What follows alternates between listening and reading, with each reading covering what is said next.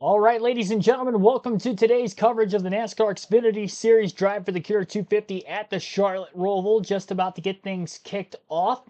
We are not that far away from the drop of the green flag for today's race. Scheduled distance 67 laps as cars are already on the racetrack.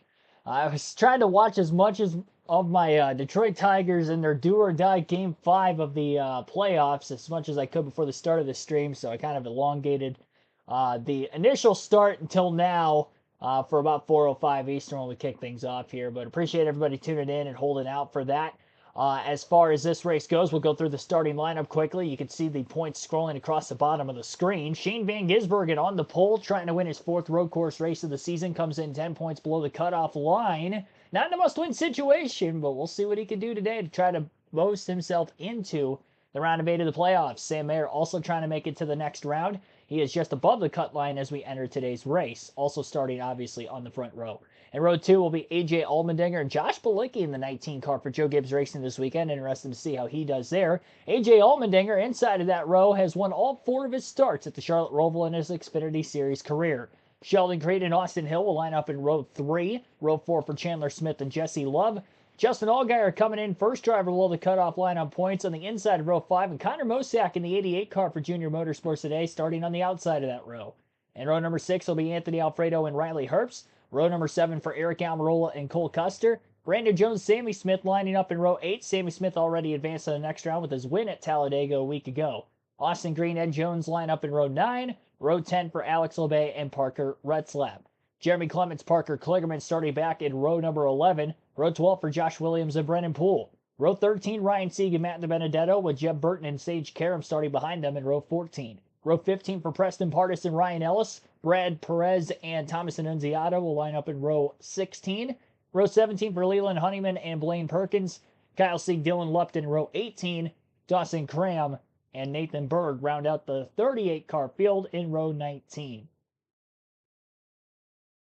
So once again, 67 laps. Scheduled distance for this race. Previous year's scheduled distance was 55 laps, so it has been elongated by 12. We'll see what this variation of a race length will do for these teams on the strategy side of things. First 2 stages very short. Really, every stage in its entirety pretty short when you consider it here today. And while we have an extra moment to look at those current playoff standings, we'll do that right now on the big screen. Again, Sammy Smith locked into the next round on that win at Dega last week. And Chandler Smith is actually locked into the next round on points as well. So it doesn't matter what happens today. Chandler Smith and Sammy Smith, the Smiths, will be in the next round. As far as those other 6 positions, though, they're going to be vouched by these other 10 drivers. Cole Custer plus 37 points, along with Austin Hill, who's also plus 37. Plus 32 for Sheldon Creed. Jesse Love plus 22. Riley Herbst plus 20 points. And A.J. Allmendinger plus 7, of course, road course ace starting in 3rd. We'll see what he can do. Final driver above the cut line. Heavy hitters below the cutoff line, was the number 1 seed when the playoffs started, is -7. He can go out here, have a strong day on points, maybe contend for the win. SVG 3 road course wins this season, -10 points, also can contend for the win. Also starts on the pole, going to try to win this first stage. Sam Mayer, -13 points for him. He has won on multiple races at the Xfinity Series level on road courses. And obviously, I think he could be a threat for the win today, starting in 2nd.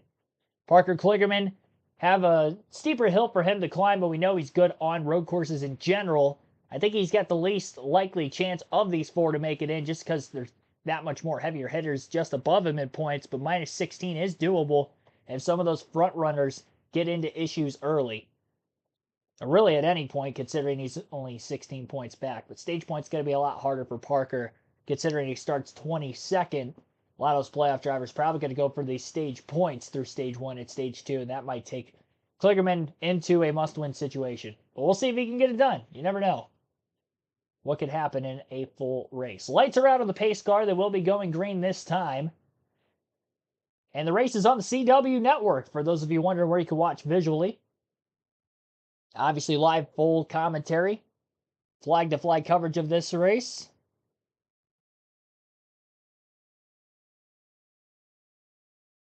Our stage splits today, 20, 20, and 27. Relatively even in length. Final stage only 7 laps longer than stages 1 and 2.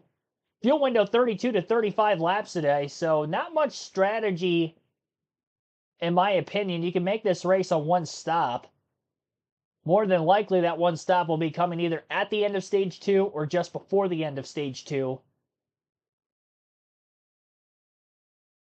And they could go the rest of the way from there to the finish.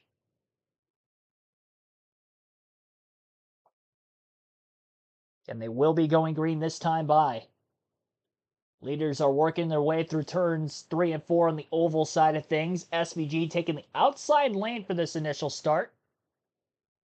That way, if he is able to pull clear with Sam Mayer, he can get that drive off on the exit of turn 1 for those tight turns 2, 3, and 4 on the infield section of the racetrack. As talked about during the practice qualifying stream for the Cup Series a little bit ago, the changes of the racetrack in turns 5, 6, and 7 on the infield portion of the racetrack, and will be talked about, I'm sure, a bunch here in today's race over the actual broadcast itself. Also, restarting in the middle of the bus stop is somewhat new. Not restarting in the original Geico restart zone. Green flag is in the air, and we are racing here today at the Roval. Good launch for Sam Mayer on the inside lane, and he's going to pull clear of our pole sitter, Shane Van Gisbergen, through the first 2 turns. Mayer off and running early with the 2 colleague cars running in line, single file and tightly behind him. Side by side for 4th place between the 19 and the 18, Sheldon Creed in the 18 and the 19 of Josh Balicki today. And a stack up of cars also running further back. Faster section of the racetrack in the infield now as they work through the new turn 6, headed into the very sharper turn 7. Definitely one of the big passing lanes of the racetrack. 3 wide Anthony Alfredo going, and a couple other cars 3 wide, just a few rows behind them, deeper in the pack. Trying to get organized back into the high-speed section on the oval portion of the track. Oval 1 and 2 into the backstretch chicane. Showing a replay here of Sam Mayer on this initial start. He did beat the leader to the start-finish line, so there's a chance Sam Mayer may have to take a pass-through penalty here. Let's listen in. Start of the race, the flagman drops the green flag, and that starts a race. If he hasn't, and the race hasn't gone, when they get to the second line, you can go. But clearly, the 1 car of Mayer left before the 97 left. And they posted him. That was the black flag that the one was shown. So Sam Mayer has a start violation that he will have to come to pit road, I'm guessing, Steve. Yeah, he's going to have to do a pass-through penalty. That'll cost him about 15 seconds to the rest of the field. The issue is this will instantly take him out of the top 10 for points. A great qualifying effort now gone away. Yeah, this is the first big mistake of a playoff driver. See the 39 of Sieg around. This is Kyle Sieg in this car. Normally Ryan Sieg drives it. And we talked about that during qualifying. The reason being trying to help in the points, the owner points for end of season. But Mayer, back to Mayer, he's only 13 points behind to make the next round of the playoffs. Qualified great, had great speed, could have most likely been able to get stage points in this stage, but now he's going to have to serve a penalty. And Steve and it's now they're going to have to go try to figure out how to win this race. Well, let's not forget, this is a team that lost 23 points because of a penalty out of Talladega. 2 low post-race that disqualified their finish. So this is 2 hits back-to-back for the one team. Post-race at Talladega, and now green flag here at the Roval as you see him peel off. Now, the one advantage, if there is that not having to go through the chicane and avoiding turn 1, he's going to lose less time to the field than normally, but he's still going to be nearly to the tail end of the pack. Take another look at what happened with Kyle Sieg. Yeah, from the bottom of the screen, Kyle Sieg just loses the car all by himself. Unfortunately, no contact. Yeah, it didn't hit anything. So now with Mayer coming off of pit road and falling back in line, the battle is on between Van Gisbergen and Allmendinger. Mayer's come back on track, and he is right at about the 20th position. Marty. Yeah, Rick, the two Colin teammates fighting it out for the lead here early in the Roval race, the first cutoff race for the Xfinity Series this year. And I think a nuance point, Jeff, to all of this is right before the green flag of the race. Shane Van Gisbergen told his spotter, listen, you called the green flag. I'm not going before the green flag. That was the key, and that's why SVG waited so long. He was waiting for that green flag, to your point. That's who starts the initial part of the race. But that's exactly right. And that was a great call, is to let the spotter make the call when the flagman drops the green flag, or you just are eyeballing that guy. As soon as you see him move his hand, that's when you go. But don't think for a minute that this front stretch chicane doesn't add to that. You mentioned it, Steve, Rick, how tight it is through there. And it just got everybody, especially Sam Mayer, just kind of knocked him off a rhythm. When we were riding along with A.J. Allmendinger, I was looking up toward the flag stand. The sun is right behind him. By the way, it looked like the 97 might have got into the wall there coming off of turn one. Maybe a little bit of contact there. But the sun is directly behind the flag stand when they're coming out of that start zone. Now for SVG, it's patience. Lap 4 of the race. And just continue to show why you're the favorite. We heard A.J. Allmendinger, as he mentioned it to Marty, feels pretty good about this car. We haven't heard that out of A.J. Allmendinger for quite some time, almost his whole season. It's been difficult for him to be competitive on road courses, which is so out of the ordinary for A.J. Allmendinger. Great shot right here. Celsius cam on the front bumper. Look how rough that is. Cars jump up in the air when they go over the curves. Those two drivers are out just a little bit on Sheldon Creed. These are teammates. Allmendinger with a big run right here. What's he going to do? He looks to the inside. He's there. Taking the lead away from the 97. Will there be a crossover move? Nope. Shane Van Gisbergen loses the lead to A.J. Allmendinger. And Creed trying to take a spot as well. Preferred line by that 18 of Sheldon Creed. And a little bit of bumping there as they go through two. Gets really tight right here. Downhill run to this right-hander.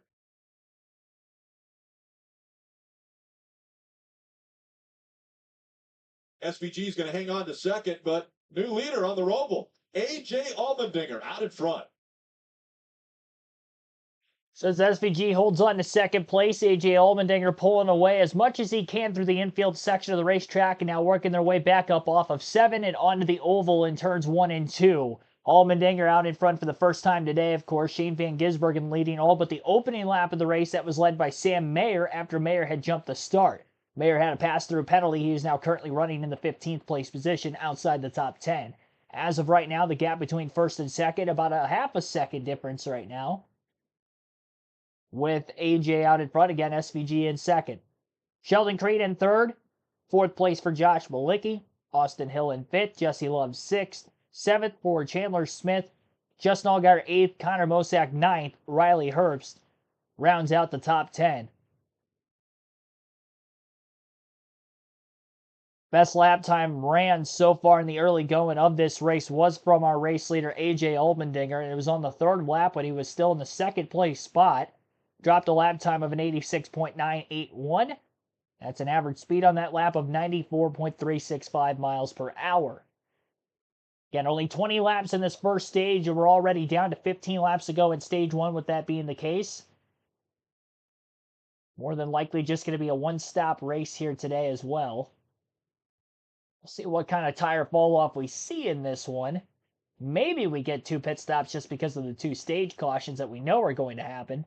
No other cautions obviously guaranteed. But the road course ringer this year of SVG, his teammate A.J. Allmendinger, who's the ringer here at the Roval. Definitely going to be a fun battle to watch today and tomorrow through the Cup race as well, as they're both starting up in the top 10 tomorrow afternoon. Obviously, today they're trying to get their cars into the next round of the playoffs. We'll see if both Kaulig cars could potentially advance in this one. AJ's a driver to chase as of right now. Riley Herbst came in plus 20 points, would be 7th in the standings. to try to catch after the fact. And currently Herbst is 10th, battling for 9th with Eric Almirola. And it looks like actually during this commercial break, he has just taken over the 9th place position. Connor Mosack getting passed by the 48, Parker Kligerman. Kligerman, after starting 22nd, already up to 12th place. Great climb through the field for him here in the early laps. We'll see if he can continue to put together some great laps and maybe get himself in position to still get some stage points here in stage 1 after all. Only non-playoff driver in the top 10 would be Balicki in 4th. So with that being said, it's going to be tough. He's going to have to more than likely make actual passes on the track to get well inside the top 10. And he was 12th in points upcoming on the day. I'm going to try to edit those point standings as much as I can when the final stage begins. Be able to give you the points gap between at least the drivers right around the cut line based on the current points standings and the way they look right now. Every match, every move, every moment. WWE NXT delivers excitement every Tuesday, 8, 7 Central, only on the CW. AJ Allmendinger out in front. He's led 3 laps. Van Gisbergen has led 3 laps. Kim. Yeah, you heard Marty during the pace laps mention that this team of AJ Allmendinger kind of refreshed their mindset coming into the approach, the setup of the weekend. They went to the drawing board after remaining winless on the 2024 season so far. Crew Chief Alex John's telling me they are set up for the long run. But when I checked in with AJ before he got aboard the car, I said, "What kind of car do you have?" And he joked, which I think is a good thing. When AJ's in a joking mood, it's always a good thing. He said, "We've got a 3rd place car," and that's after he qualified in the 3rd position for both races this weekend. Right now, Dave, the team just reminding him, be careful on the turtles, on those curving as much as you can. Manage your car, manage your stuff. Parker Kligerman has Cole Custer in his sights. Cole Custer is running 11th. Parker Kligerman started 22nd. Parker is on the move. He has a great car. His team was talking among themselves over the radio. Parker is just as fast as leader Allmendinger in so many parts of the track. They think that's a winning car if he can continue to get his way to the front, Kim. And Dave, Sam Mayer already back up to the 13th position after getting the black flag on that start violation. This team looking for every position they possibly can to try and get stage points during the first stage. They're going to fall into that gray area, though, and crew chief Marty Lindley told me this. He said, depending on where we're running, we might give up stage points and just go for the win. This team trying to defend that victory from last season. A mistake right there from SVG. He missed the backstretch chicane. He had to come to a stop. Everything is going wrong for the 97 so far. Everything looked great. Qualifying in both series. Sat on the pole. The initial start of the race, confusing. He lost the lead, then got it back with a penalty on the 1, but now it's just been passed by a couple cars, and then just a mistake we don't normally see at this 97 car, missing the chicane. He missed them during practice. Missed the front chicane and rear chicane during practice. You see right there, he's just carrying too much speed. And wisely, instead of trying to make that turn and potentially spinning out or getting in a crash, just stop, serve your penalty, and get going. Remember, the rule is you have to come to a complete stop. Stop and then get going. Nice job there. I've seen a lot of people kind of, roll through it. I mean, Rick, it's kind of like a stop sign in your neighborhood. You got to make sure you come to a stop. Yeah, we've seen it before. So again, mistakes that have been plaguing the 97 since the green flag. Morning. SVG just came on the radio a moment ago, Rick, and said, I'm not going to say we missed the setup, but I just don't have the grip that I thought I would have. And that's the second time he's kind of talked about the front not working quite as well as he would like or expect it to, Jeff. So when the front of the car is not working, what's that feeling behind the wheel? Yeah, the problem when the front doesn't work is that your car just does not point as well as you need to, doesn't change directions, which means you cannot carry as much speed under braking. You see right here the 1 of Mayer getting by Riley Herbst. This will move him up to 12th. And now taking the fight to Parker Kligerman. So he's driven this car whole contact. That's up to 10th now for Sam Mayer. So now he's inside of that area where you can get points at the stage. And that's how you make the pass in the final stage. Or, excuse me, the final chicane. You get the drivers right, and you basically give the 48, you have two options: lift or miss the second corner, because you're not going to make it if I make it. This battle continues. Riley Herbst has a preferred spot here. Parker Kligerman's got to give way. Here he comes with good forward momentum. Riley Herbst does not have the rear grip he's needing right now. Kligerman beats him into turn 5. Oh, there's more coming. Here comes Cole Custer in the 0-0. Let's see how this works out. Cole got loose right there. That's what I wanted to see. How are they going to navigate? You can see the 98 of Herbst. He just hung a left to block Cole Custer.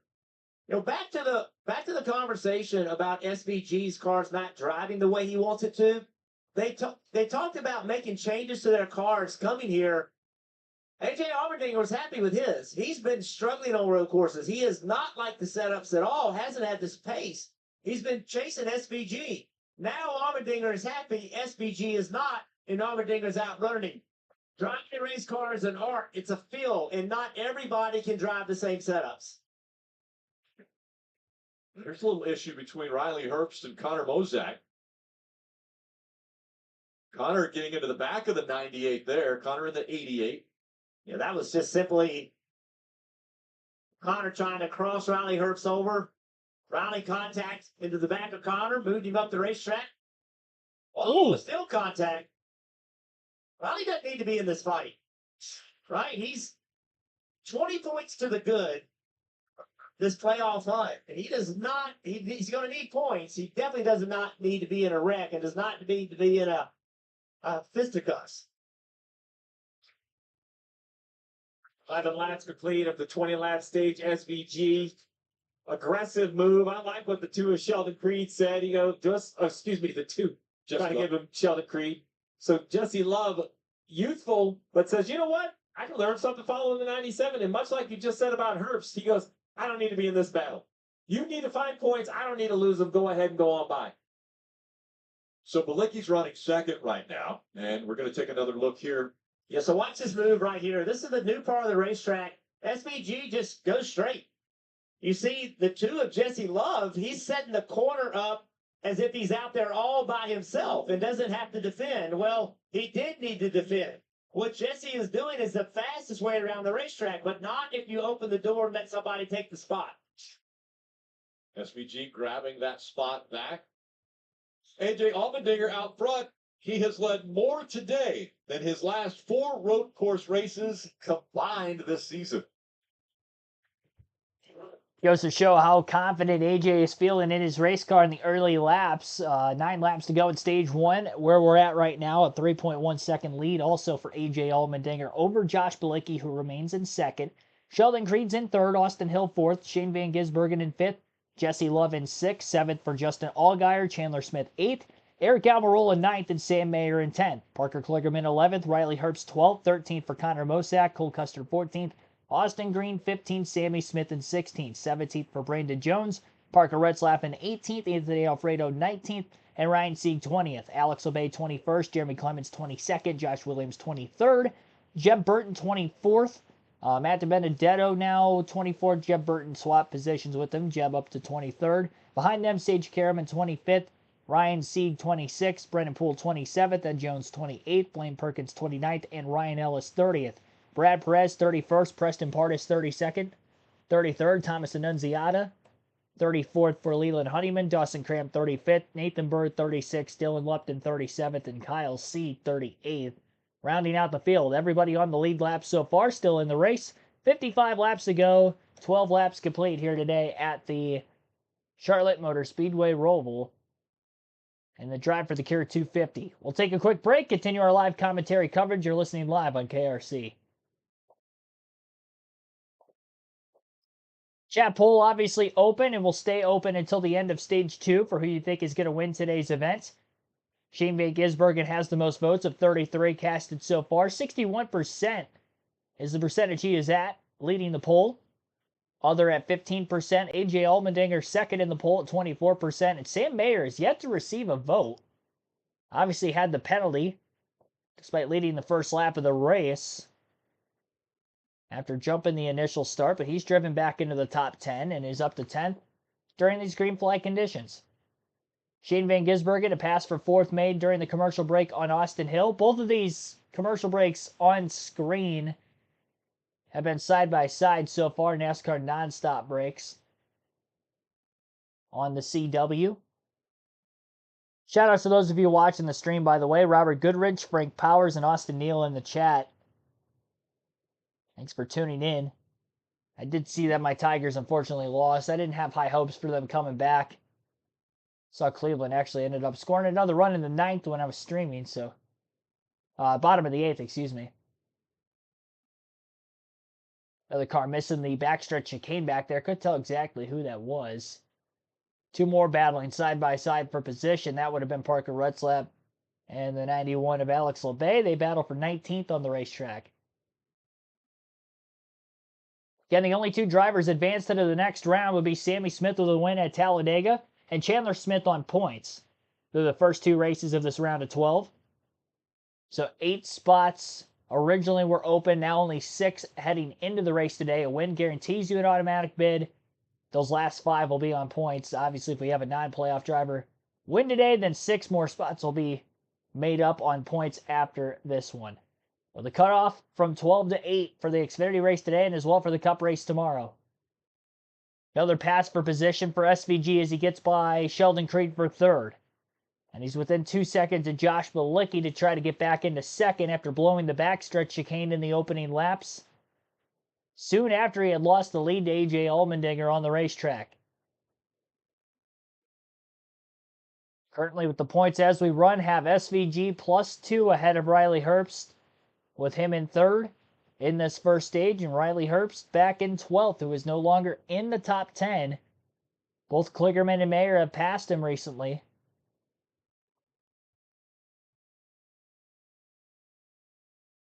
So that is the points as we run right now. Points scrolling at the bottom of the screen are obviously not live. There's no way for me to really update that as we go lap over lap, but those were the points coming into the race today. And I'll try to update them as best as I can by the time the final stage starts based off of the first 2 stage points. Somebody else advances, obviously, through these first 2 stages. I'll edit that in the ticker on the bottom of the screen.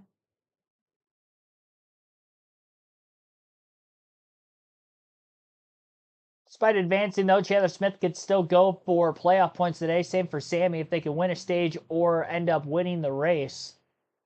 Those playoff points will carry over into the round of 8 for him.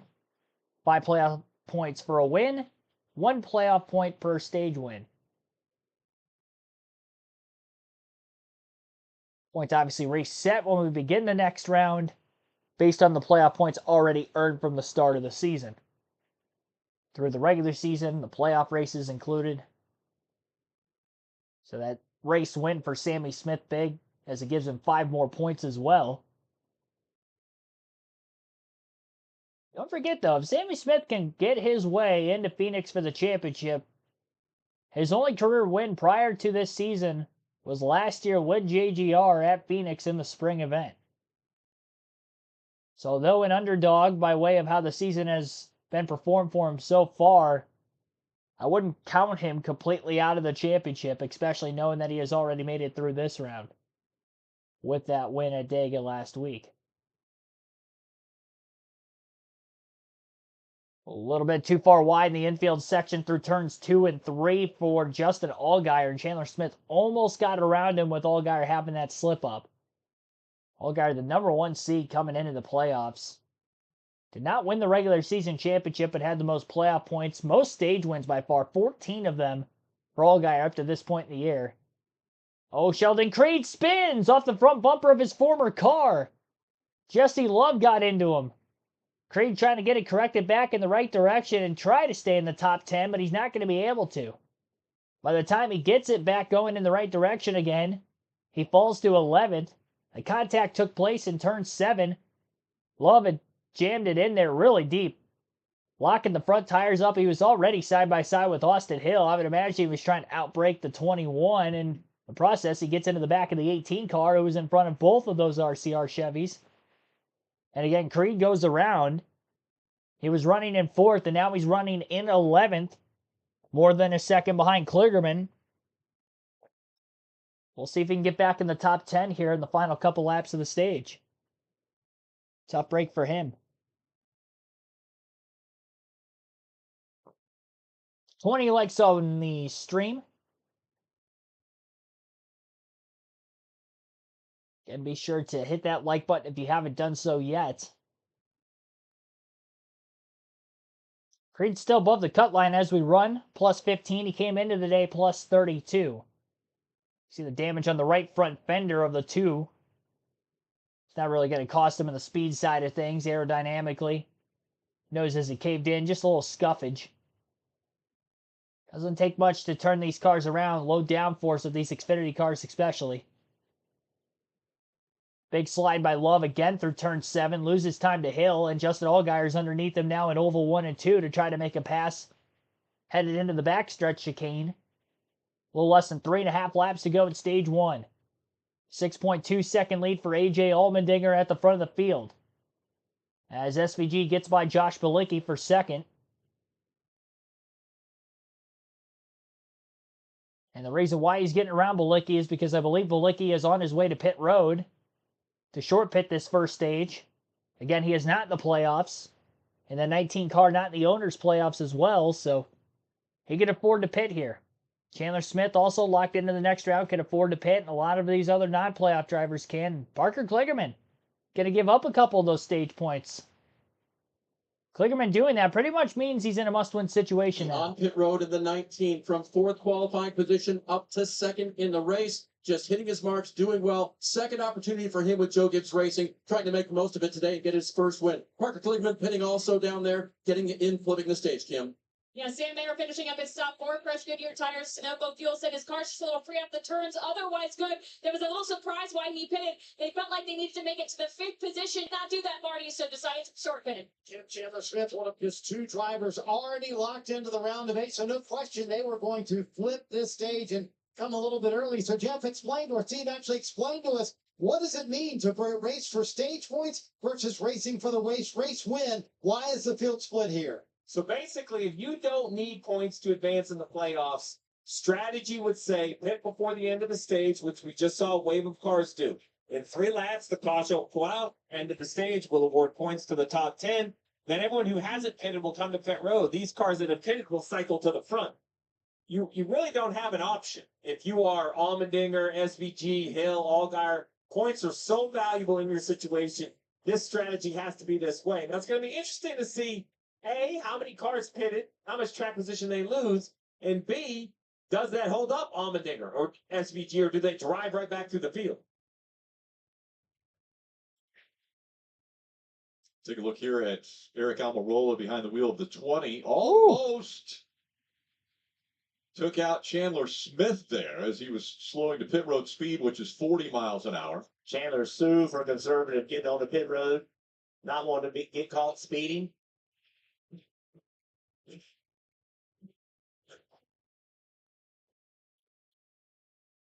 So of those that came to pit road, Josh Bilicki, the best, running 10th right now. AJ Allmendinger out in front. Again, the top 10 will get stage points. 10 points going to the winner of the stage, all the way down to 1 point for the driver that finishes 10th.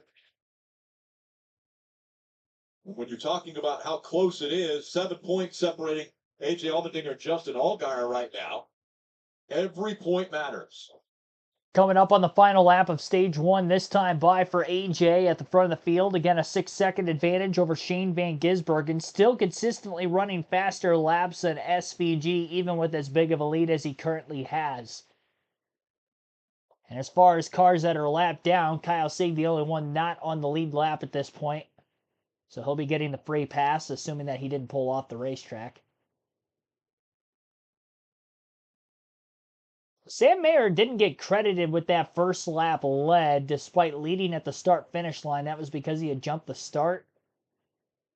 So he was not being scored until he went on to pit road. So SVG was actually credited leading the first 3 laps of the race today, before, of course, AJ Allmendinger ended up taking the lead and he's led every lap since.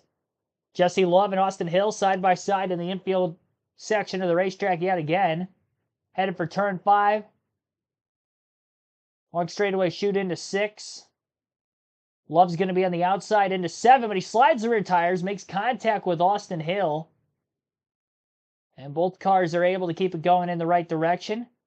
Over-under move doesn't work for Love either in turn 7. I think he lost too much momentum sliding the tires through 6. And definitely lost a ton of time to Austin Hill. And there's not going to be another shot for Love to get back to Hill for 4th.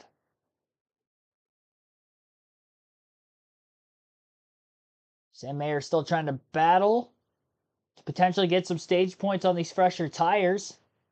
With Josh Bilicki and Chandler Smith, even with pitting, Mayer really right around where he would have been in the running order anyway. He was running about 9th, 10th place when he pitted, and now he's running in 11th.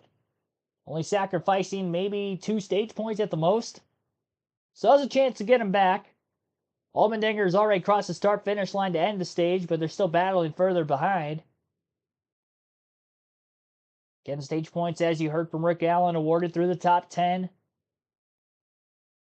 Mayer didn't get out of the backstart chicane as well as the 2 cars in front of him. Chandler Smith down to the apron, nudges the 19 out of the way. It's also a battle to see who will be leading at the end of this stage, assuming all the leaders pit. But Bilicki's going to be able to barely hold on for 9th. Chandler Smith in 10th right there with him. And that will keep Sam Mayer from getting stage points in stage 1 and 11th.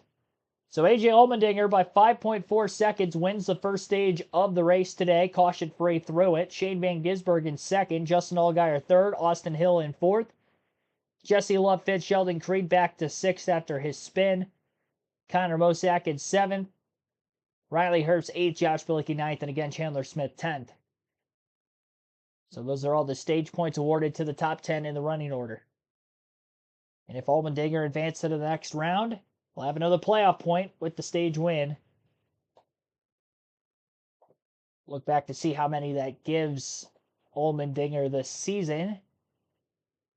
2nd stage win of the year for AJ. Again, our chat poll stays open until the end of stage 2 for who you have to win this race today. SVG, that voting poll has dropped a little bit, but still at 55%. I would imagine AJ's has gone up. No, AJ's has actually gone down as well, 22%. A couple of votes for Sam Mayer now, who has 5%. And 17% for somebody other than those 3 drivers to get the win. Take another break. Again, stage 1 and here the NASCAR Xfinity race at the Roval.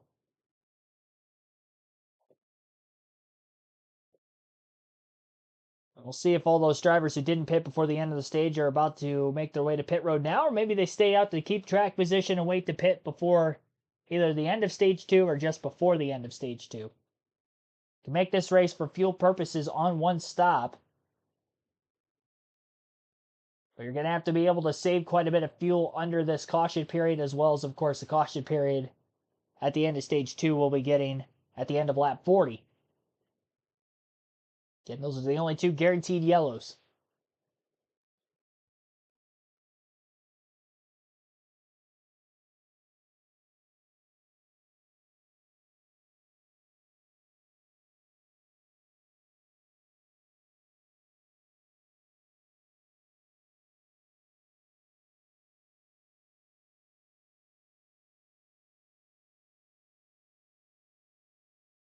Waiting for them to come back from the commercial break on the CW, and then, of course, I'll let you guys listen in during the caution period.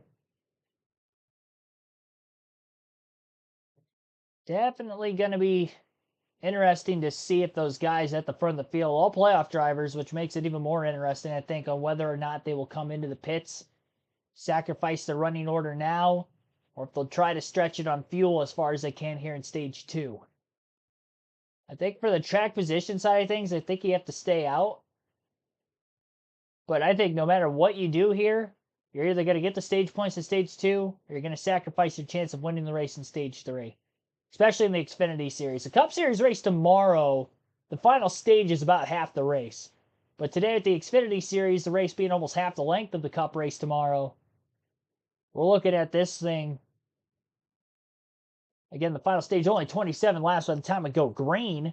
after the stage end, we're probably looking at way less than that on the amount of laps left remaining.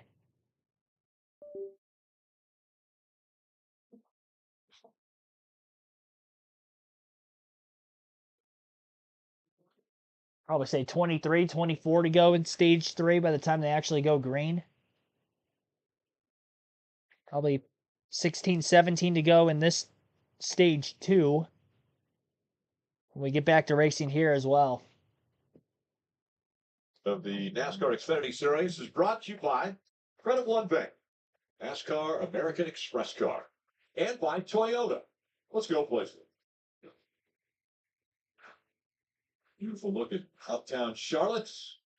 Racetrack just a little bit north and east of uptown Charlotte. And a gorgeous day for racing here in the Charlotte area. All right, let's go to Progressive Pit Road. And Marty, what's happening with the 2? Rick, an interesting back third of stage 1 for Jesse Love, who made contact originally with the 98 car, Riley Herbst, and then made contact with his teammate, Austin Hill, trying to pull off a move that he had seen Shane Van Gisbergen pull off, and then this move right here. And it never works out too well when teammates make contact like this. But Jesse Love was actually not happy with Austin Hill. Here's what Jesse Love had to say on the radio. Interesting.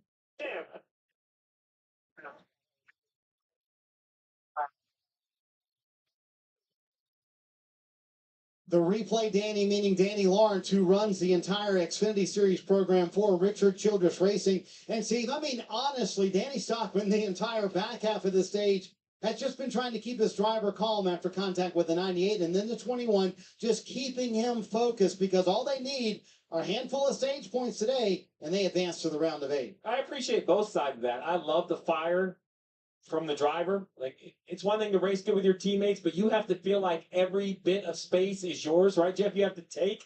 And I appreciate the crew chief saying, hey, I hear you, but enough. That doesn't help us looking back. We have to look forward and look what it's accomplished, right? Both Hill and Love scoring good stage points. Yeah, need a stage point. So look, Austin Hill's not going to give you anything. I mean, from a teammate standpoint, he's clean, but he ain't going to give you anything. You got to go take it, and that's how he races. He's a hard-nosed racer. He fits in at RCR perfectly. And his teammates get frustrated with him from time to time because they're expecting something and he's not going to give them. Progressive Pit Road is open. And here they come, Kim. And a great first stage for AJ Allmendinger takes the stage when he said he was just a touch free, but not bad at all. Don't make any changes. He told the team, you're seeing him top left in the 16, 4 fresh Goodyear tires, Sunoco fuel. Next to him, top right, Austin Hill. He said, I'm buzzing the right rears off. Need more turn, 3 numbers on the tight line as well as more drive off. You see that chassis adjustment on the 21 day. Bottom left, Justin Allgaier gets a chassis adjustment too for a car that was not handling properly and was slipping the nose just a little bit down on the track bar, Marty, and got 8 stage points on this run. 9 critical stage points, Dave, for Shane Van Gisbergen, who drove from 6th to 2nd after missing the chicane, but a little bit of a longer stop there for the 97 team. They had to pull some tape off because the water's a little bit too warm, and he said he had just no front grip in the car, and there's the result. They lose 5 spots here on pit road, Rick. Yeah, we saw that race off of Progressive Pit Road, and obviously Love feeling good about that, grabbing 4 spots. We mentioned uptown Charlotte. Charlotte located on the southernmost fork of North Carolina. A beautiful city, parks and sports, and just a gorgeous day for racing. That's why we're here at Charlotte Motor Speedway. At News Nation, he marched. All right, so waiting for our leaderboard to completely update here. Then we'll get the running order for the next restart up to you guys.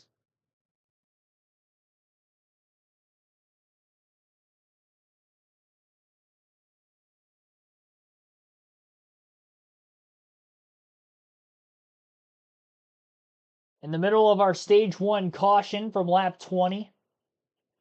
Currently working lap 22 under the yellow. Pit road just opened that last time by.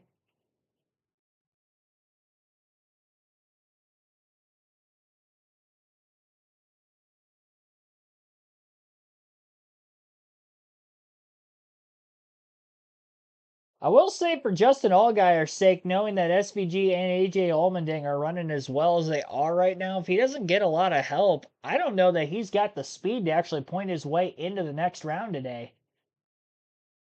Allmendinger and SVG finished first and second in stage 1. And Allgaier really hasn't been running in the top 5 at all in this race. It doesn't seem to have as much speed as what his teammate Sam Mayer even has, who was able to make passes back in traffic earlier. So Josh Bilicki will be the leader for the first time today on this upcoming restart. Strategy of pitting before the end of stage 1 has led him to leapfrog the field.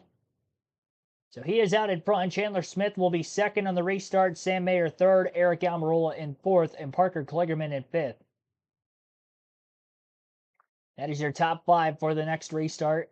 And everybody from AJ Allmendinger, Jesse Love, and those guys who just pitted, Love winning the race off pit road, they're going to be in 16th place on back. So the top 15 stayed out as they all pitted before the end of the stage and before pit road closed with 2 laps to go in stage 1.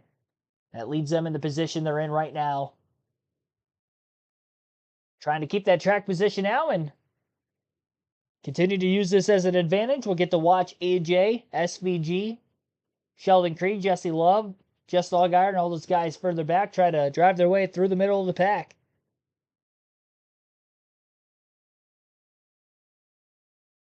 I've seen more passing attempts personally down in turn 7 so far today. Saw a couple guys in cup practice trying to work that area of the racetrack. Carson Hocevar trying to make passes through the little learning curve, but obviously it's going to be more racy in the race and trying to make passes down there. And we've seen a lot of dive bombs, that's for sure. Some successful, some not, some causing contact, some clean and making the passes. It's definitely a learning curve that these drivers are having to make on the fly.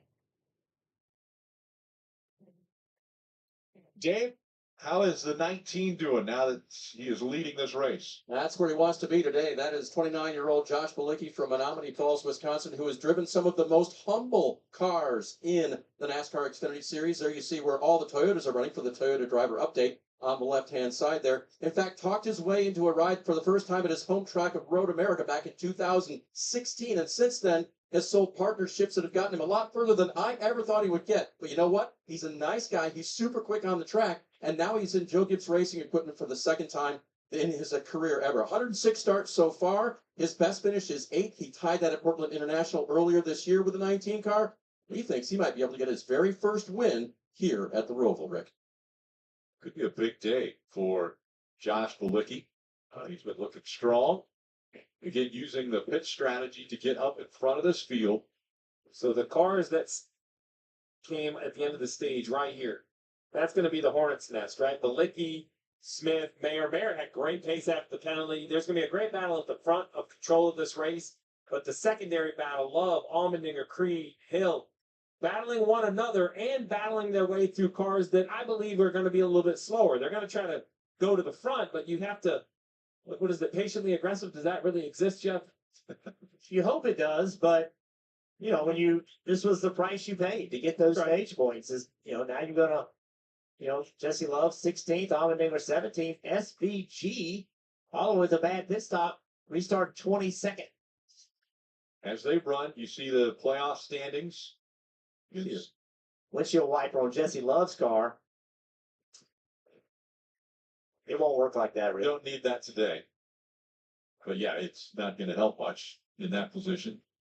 Sammy Smith, Chandler Smith, both advanced already. Chandler based on points. Sammy Smith the win last week. So let's just remember, the start of the race, we saw a penalty. This restart zone is in the chicane.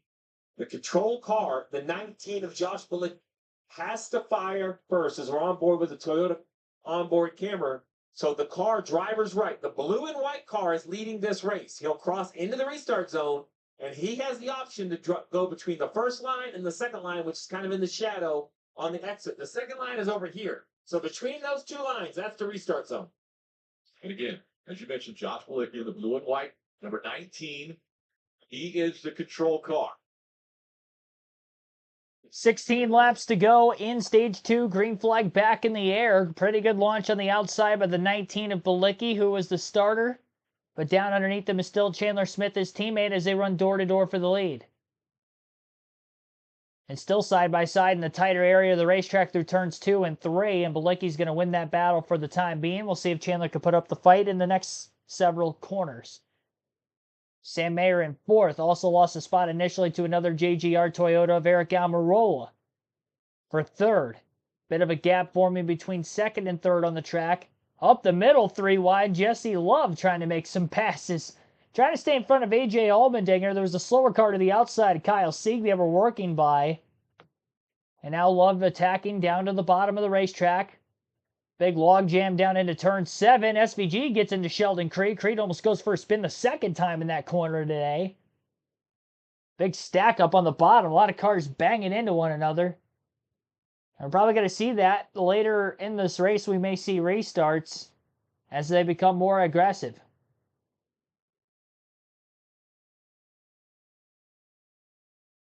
Sideways and around goes the 91 in the backstretch chicane. A big bounce off the turtle on the corner entry side of the backstretch chicane. That's going to cost that car a lot of positions. That is Alex LeBay, who was running top 20 before that for all of this race up to that point. Bilicki leads the first green flag lap of stage 2. 15 laps left in the stage as Chandler Smith still runs right in line there behind him. Nose to tail are the top 2 cars.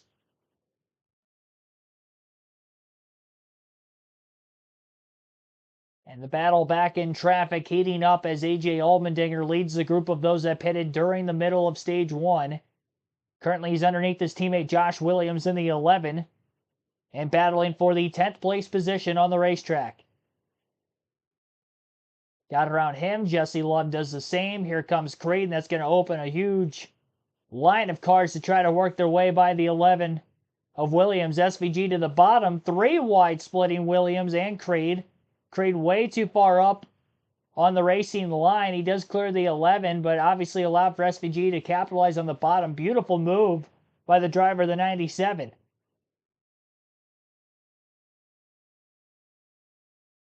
That really worked with the slow car, I think, being in the middle.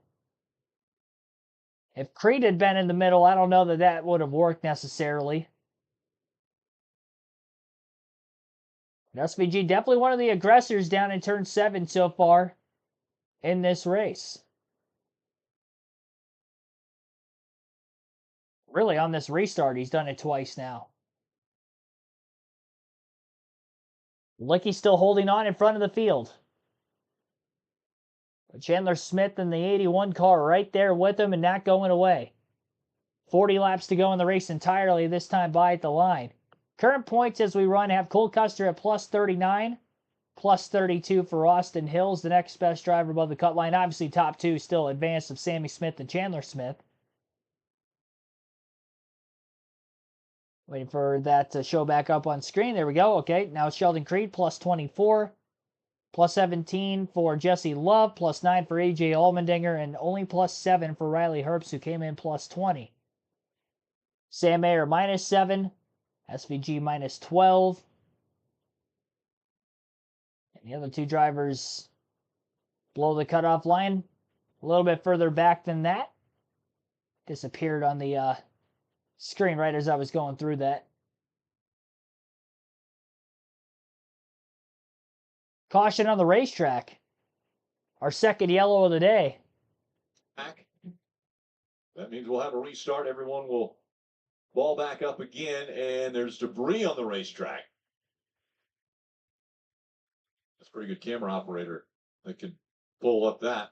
What am I looking at? Good work, John. We don't know what that is. I thought it was like an air duct hose, but that looks metal to me now that we're zoomed in. I feel like I'm in biology, middle school biology. I can see the grains of the asphalt right here. All right, if we're in biology in middle school, I'm out. It's recess, Jeff. Now I'm back in. So debris has brought the caution out. Been a long time. I don't know what grade I took it. I didn't take it in any grade. And hopefully nobody runs it over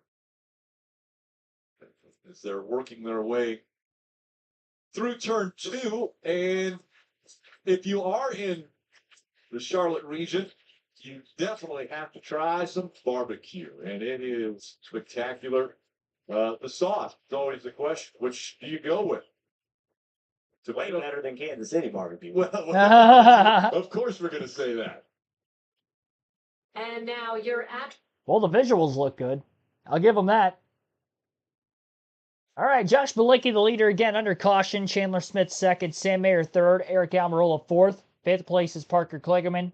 Cole Custer in sixth, Austin Green seventh, Brandon Jones eighth, Sammy Smith ninth, and AJ Allmendinger rounds out our top 10 under yellow for the second time. This is for debris. Time of caution right at lap 26. Almost 50 minutes from the start of the race to where we're at as of right now. Appreciate everybody tuning in. Bilicki, actual leader. Yes, he is the actual leader. Definitely pit strategy involved in that, but he did qualify towards the front of the field, and he was running second, third place for most of the first stage anyway, so he's had a pretty good car. Again, he's driving the 19 for Joe Gibbs Racing, apparently his second start in that car in his career.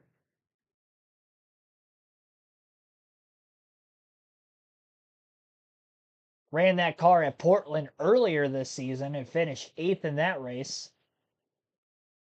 But definitely looking even faster than that throughout the course of this one today. I think the only guys that really have looked faster than Bilicki that I've seen so far would be the colleague cars of Allmendinger and Van Gisbergen, and then probably Sam Mayer. But I'd say Bilicki's got the third or fourth fastest car right now. So, yep, he is definitely a legit contender here as we only have 40 laps left in this short race. 39 now. Working more under the caution, going to be interesting. Allowing these teams to, well, I was going to say, it allows them to save more fuel. The only thing with the fuel side of things is that it saves them from having to put more fuel in the car for the next time they pit. Gonna have two more stops, two stops entirely in the race. Could have made it on one, but nobody was going to try that strategy. May see it in the Cup side tomorrow, considering there's less tire wear on the Cup Series and what we see in the Xfinity side. Cars more equal, so the passing may be a little harder there as well.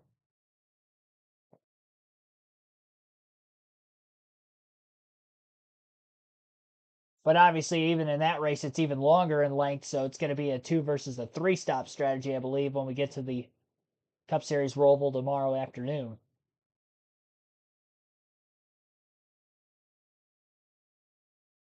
The debris location was in turn 2. Small piece of metal. It's hard to tell exactly what it is. Even exactly the words from Steve Letarte, he wasn't sure.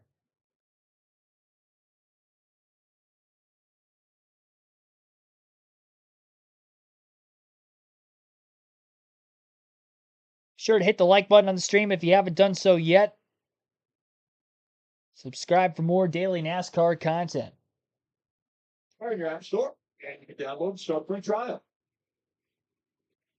Fans enjoying a beautiful day of racing here at the Roval, and take a look at the Xfinity fastest lap, the one of Sam Mayer. Now, does he get that because he was faster at the start of the race?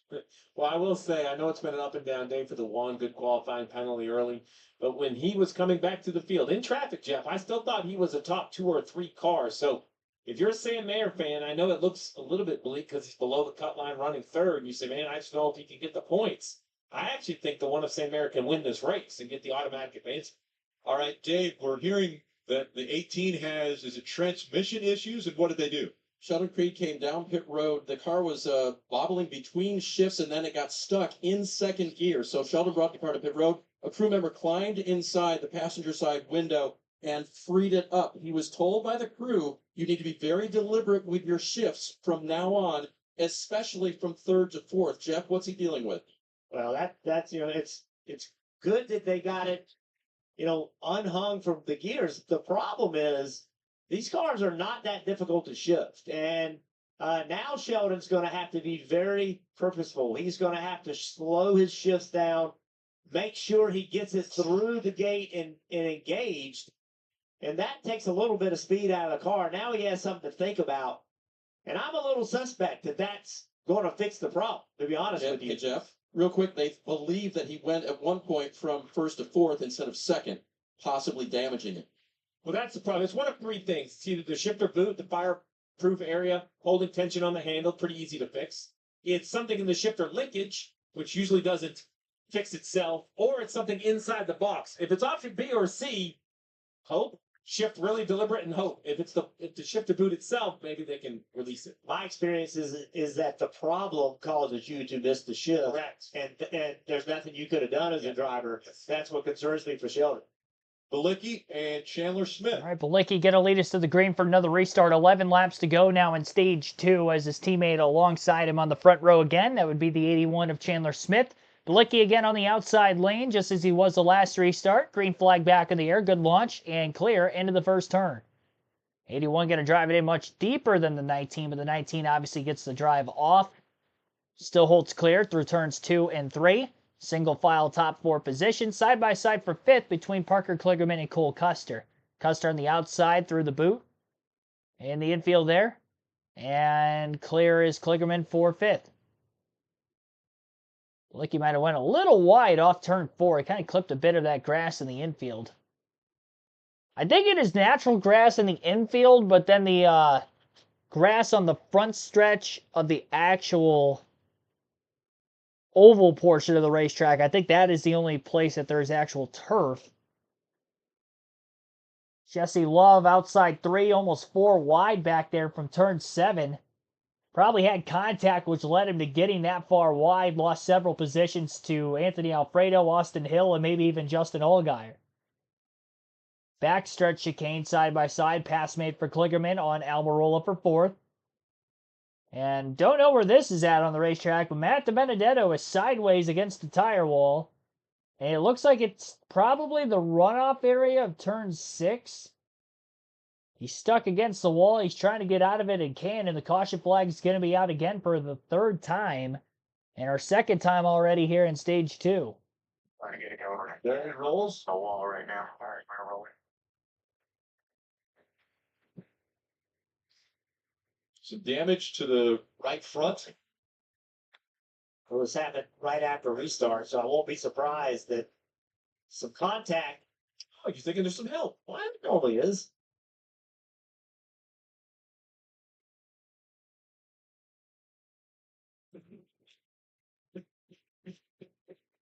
It's very congested in 6, and yeah, 38 with an issue. Looked like the car they showed spinning around was actually the 51 of Jeremy Clements. So that wasn't Matt DiBenedetto.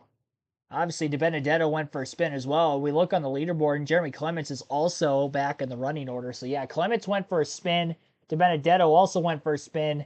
Seems like there's more damage on the 38 of DiBenedetto, and because he got stuck, that is the reason for the caution. And Clements was able to drive around and get back going in the right direction again.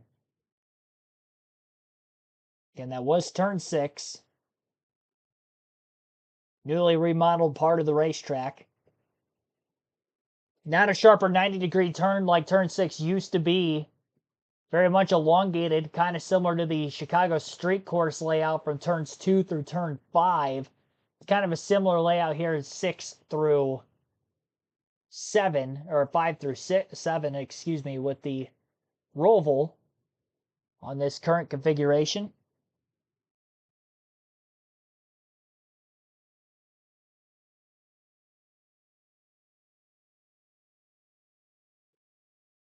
Yet another caution. Balicki going to lead more laps under yellow. AJ Allmendinger has led the most so far. 18 laps led for him.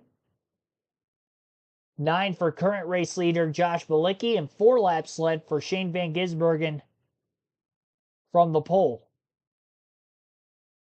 Our average race speed has dipped a bit with these consecutive yellows now. We're 3rd of the race against 2nd for incident.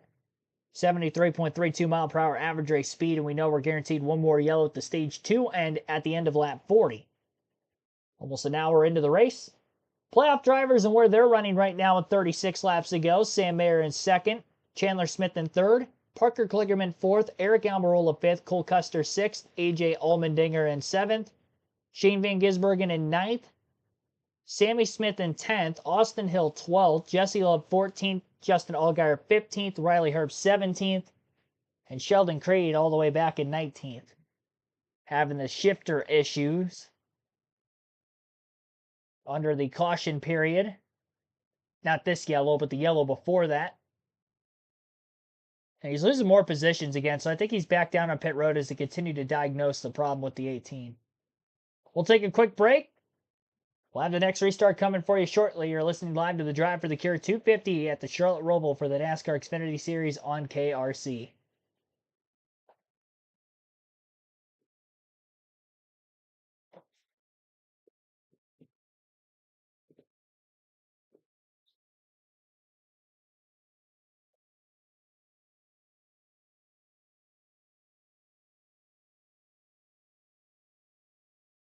Present your favorite driver during the playoffs. Take advantage of amazing deals at the NASCAR shop. Just check out the greatest selection of t-shirts, die casts, and much more.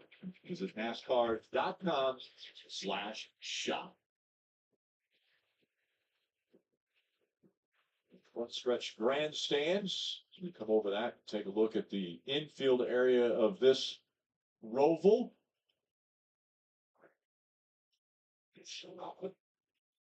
Race shops are very near to this racetrack. As a matter of fact, Hendrick Motorsports just almost a driver for you, Steve. Trackhouse Racing took over at what was Chip Ganassi Racing. And then the new 2311, right at the 77 485 exchange there.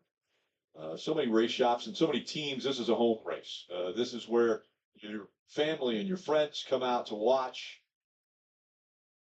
If they're not able to travel the country with you, it's good to be in your backyard. Corny. As Riley Herbst predicted to me this morning, Rick, it's been a rough outing here at the Roval. What did he say while they were under green just a moment ago? Listen in.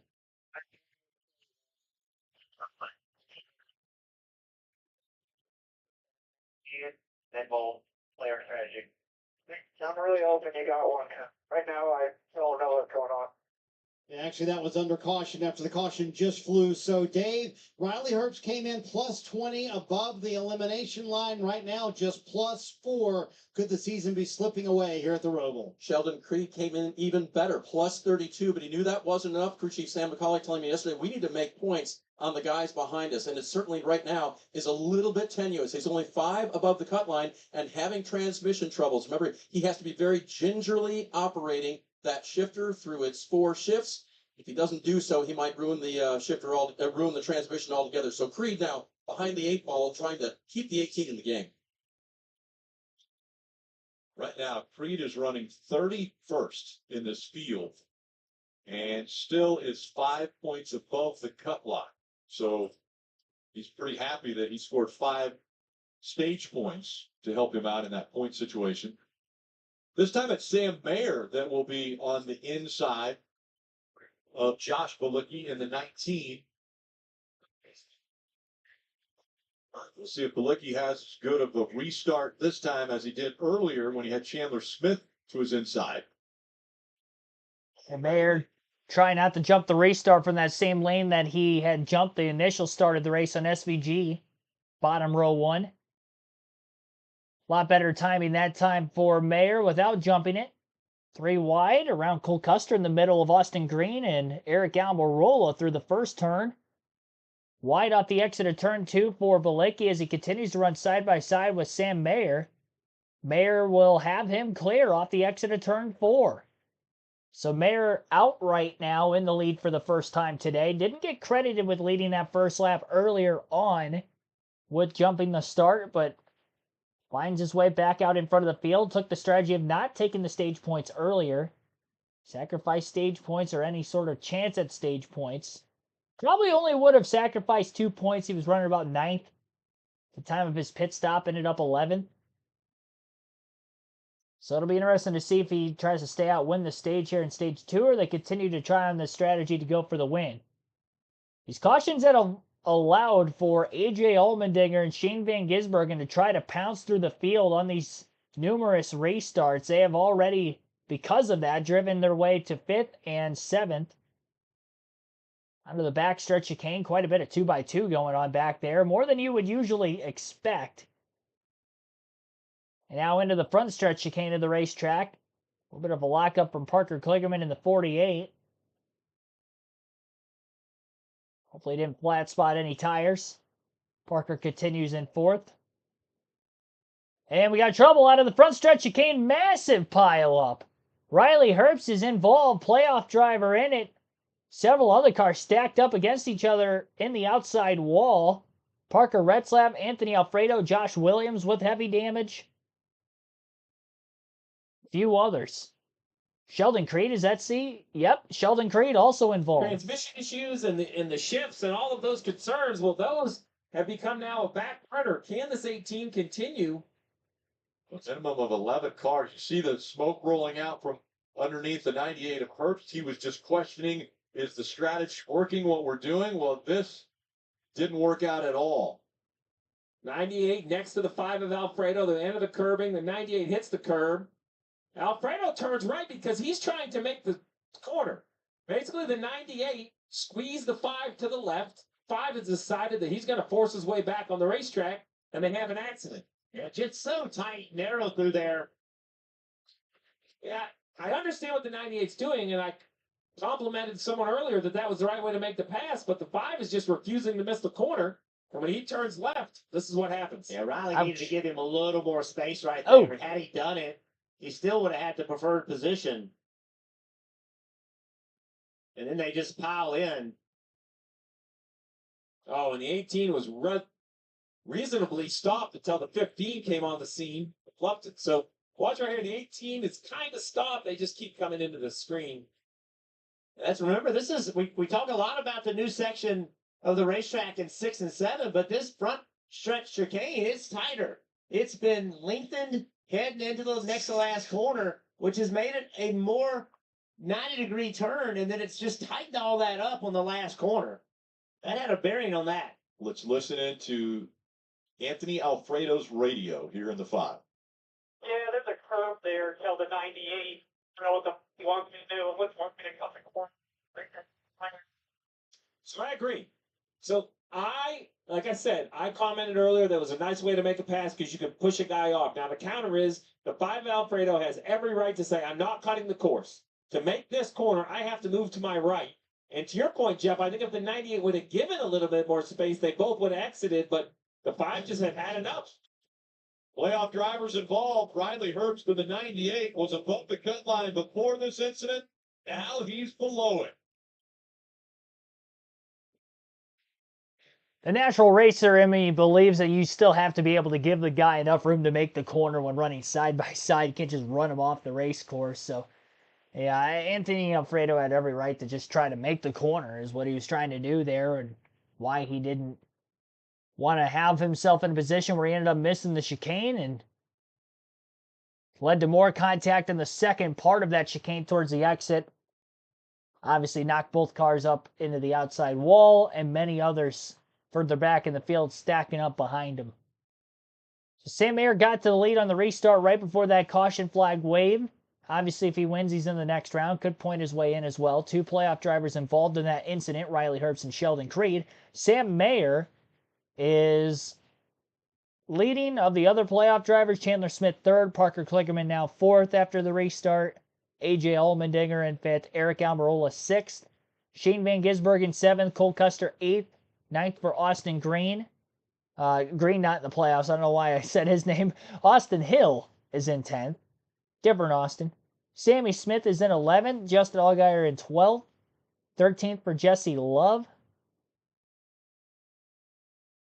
Make that 14th for Jesse Love. Love in 14th.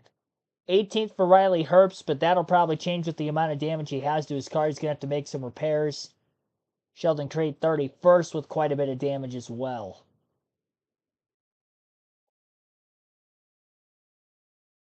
Couple cars out of the race following this incident that have already gotten towed back into the garage area, that including Brennan Poole, Ed Jones, and Josh Williams. Blaine Perkins had pulled off the racetrack during the midst of that last caution, and Ryan Ellis pulled off the racetrack during the middle of the stage 1 break. He's 11 laps down, Perkins 7 down, so handful of drivers out of the race, it appears, as of this moment. And we might have more to join them as we're only about halfway through this race. You're listening live to the Drive for the Cure 250 at the Charlotte Roval for the NASCAR Xfinity Series.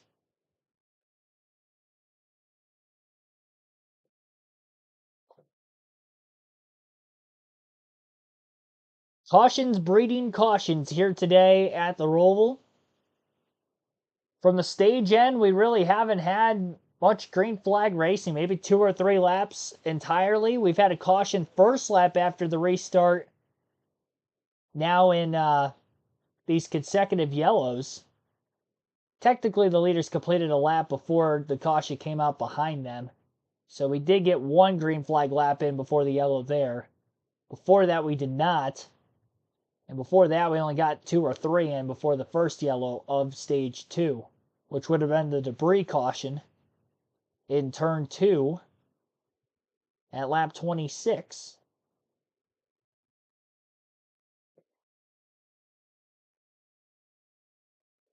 Next week, it's a full day of CW Sports Saturday action. First, Hawaii is going to travel to Spokane and face Washington State. Then, off to Las Vegas as the NASCAR Xfinity Series playoffs tee up. We end the day in Corvallis with an epic matchup as UNLV takes on Oregon State. CW Sports Saturday, that's next week starting at 3:30 p.m. Eastern, 12:30 Pacific, only on the CW. So a lot of things happening as this caution has seen a couple playoff drivers get involved, one being the 98 of Riley Herbst, sees fluid on the track, the other being the 18 of Sheldon Creed. And here they come on Progressive Pit Road once again. Kim. Including leader Sam Mayer, the team reminding him pit road's going to be busy. Be very cautious. Sam asking for no changes. He said it was a little free off both turns, but doesn't want anything new. It's going to be 4 fresh Goodyear tires, Sunoco fuel, Dave. Josh Malicki on pit road as well, as is Parker Kligerman in the 48, running in the 4th position, brings it down now for 4 Goodyear tires and fuel.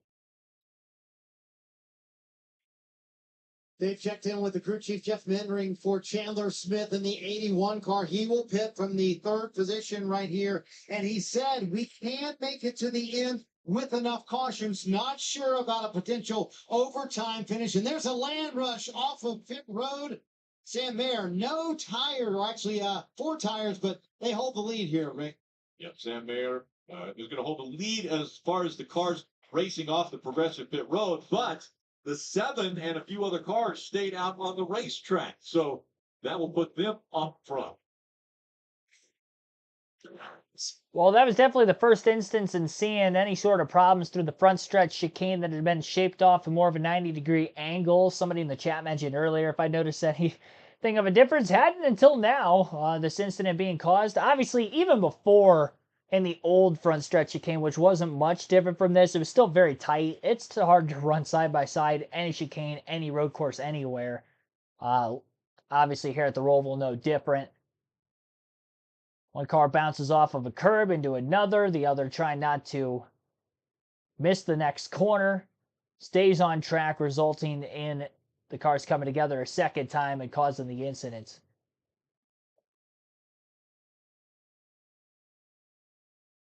So with some pit stops taking place there, the leaderboard has opened itself up for something new. And honestly, if this would have stayed green to the end of the stage, I think we would have seen a much different circumstance.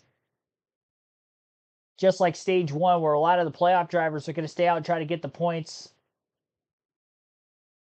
and then try to cut back through the field again. Well, now they're not going to have to do that. Most of those drivers ended up pitting, as most of the field can make it on field to the finish now. There were some drivers that stayed out, probably thinking they're just outside the window. I honestly think with enough caution laps, they can get there. Yellow flag laps are running right now. We'll have another yellow at lap 40 for the stage end. I think they're putting themselves in a pretty good position. Might be the winning call. We'll wait and see. Might be nullified, and we might just keep having caution after caution the rest of the race at this point, because that's how the entirety of stage 2 has gone thus far.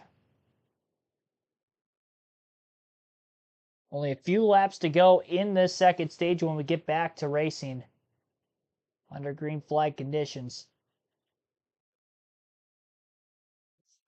CW Sports coverage of the NASCAR Xfinity Series is brought to you by Toyota.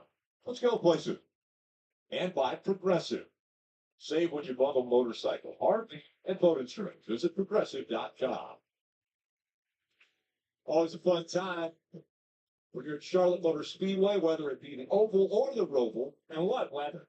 I mean, this is pristine fall North Carolina weather. A little chill in the morning, bright blue skies. Perfect day to grill out in the infield. Take in a race. Want to get a few updates from pit road, and we'll start with Dave and the 7 of Allgaier. Ricky stays out, and for a very good reason. Listen. Trying to calm myself down talking to you. That wreck right there changed the whole complexity of the race.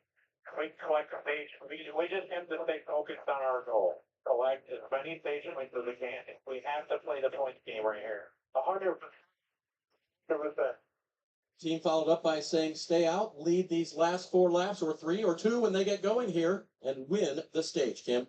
Well, Dave, Sam Mayer elected to come down pit road, congratulating his team on a good stop, and what a good race for him after that initial start violation. And Sam has kept a level head. When I spoke with him in the garage earlier this morning, he said, the most important thing for me is to stay mellow and in control of my emotions in these situations. If I snap, my head's out of the game, I will make more mistakes, and he has been level-headed this entire race, Marty. Just chatted with Kevin Walter, the crew chief for Shane Van Gisbergen, and they're in 16th right now. They too, Kim, pitted with everybody else coming down pit road here. And I said, how do you feel about it? He said, well, the last time we pitted, we drove from 22nd up towards the top 5. This time we're going to restart 16th. I feel pretty good about it, and I feel really good about the driver I have behind the wheel, SVG. A lot of confidence in this 97 camp. They're still in the mix for the win, and also, Rick, that they can advance to the round of 8. Win and you advance. And that's what SVG is hoping to do today. He's won 3 times already on road courses.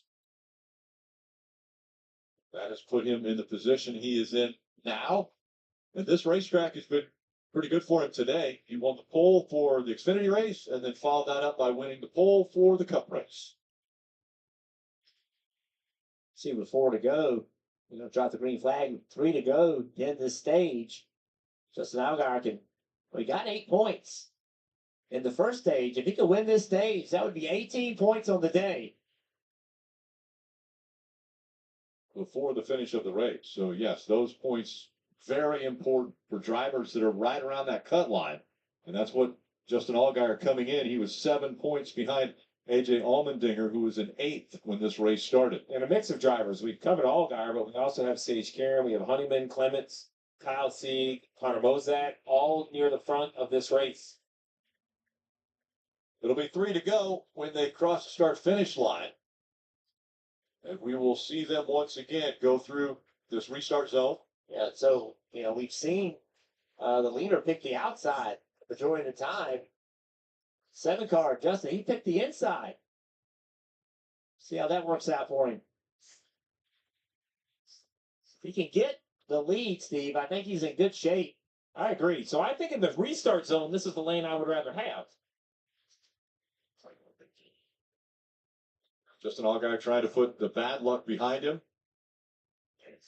No top 15 finishes in the last 5 races. That's the longest streak of his career. And getting ready for the restart as we're coming up to the end of stage 2. All right, 3-lap green-white checker shootout to the end of the stage. Sage Karam outside row 1, control car in the bottom. Justin Allgaier, green flag back in the air. Allgaier trying to win the stage. A lot of smoke from the speedy dry in that outside lane, stacking things up a few rows deep into the field. And now these playoff drivers that are in the back half of the top 10 for the race start trying to charge forward through the drivers on old tires. Old tires and just lesser equipment for a lot of them. Sam Mayer trying to force his way down to the bottom through turns 3 and 4. Speaking of force, Kligerman, 3 wide middle between SVG Custer. Custer had to lift to keep from going out in the grass off the exit of turn 4. Lost those 2 positions. Matt DiBenedetto maybe in harm's way with Josh Bilicki trying to get out of the bottom lane from 6 because otherwise he'll be on the outside into 7. SVG 3 wide to the inside takes that position away from the 81 and the 38 above him. And all clear into oval turns 1 and 2. SVG back up in the top 10. Great move there. He has been an aggressor on the restarts in turn 7 in particular. 2 3-wide dive bombs, but he's making them successful. Outside of that contact he had the first time with Creed, I think he learned and go. And now he's making the clean passes through there. And speaking of Sheldon Creed, with the damage to his race car, he is very slow on the racetrack. And we'll see if he actually makes it back to pit road. It looks like he may come to a stall. Remember, had a transmission issue before the incident. And if we get a caution for Creed running slow on the racetrack here, then this will end the stage prematurely. We're down to 2 to go. Jeremy Clements passed by the 97 of SVG, the 81 of Chandler Smith. Stage points on the line per position in the top 10. Allgaier with a 1.7 second advantage over Leland Honeyman in second. Next highest playoff driver is Sam Mayer in fourth. Intervals between the top 5 right now, with Allgaier in the lead by 1.7 seconds, as I mentioned, over Leland Honeyman. 2.1 seconds back is Connor Mosack in third. Make that now Sam Mayer up to third. Mayer's in third, Mosack second. Should look at the leaderboard on TV, it's more updated. So Mosack 1.7 seconds off the lead in second. Sam Mayer 2.1 seconds back in third. Leland Honeyman still in fourth, 2.8 seconds back. Eric Almirola 3.3 seconds back in fifth. And now a pass for fourth made. Almirola on Honeyman. There's some damage on the left front fender of Connor Mosack's race car. Bit of a tire rub. It'll be interesting to see if that holds up. We are still green with Sheldon Creed rolling at a very slow pace on the backstretch. Riley Herb's also slow. Gets to the apron in turns 1 and 2. A lot of damage on his race car. I think he's got a flat tire from parts and pieces of his back bumper rubbing on one of those rear tires. Probably the right rear, it looks like it's down. Final lap, stage 2 at the front of the field. Creed is completely stalled out on the racetrack. I don't know why there wasn't a caution before that anyway. But now he's completely stopped. The 98 is almost completely stopped, and the caution's out for the 5th time. So Justin Allgaier going to win his 15th stage of the season under the stage 2 caution. Caution coming out in the final lap of the stage. Got 2 more green flag laps in there before the yellow again. This one obviously a natural caution leading into the end of the stage. 4 yellows, I believe, in stage 2 alone. Debris at lap 27. And then lap 29, there was a spin from the 38. Lap 33, what was deemed as an 8-car incident on the front stretch chicane. And now the 18 stalling out on the backstretch at lap 39. Really at lap 40, technically. It's not to the conclusion of the lap yet.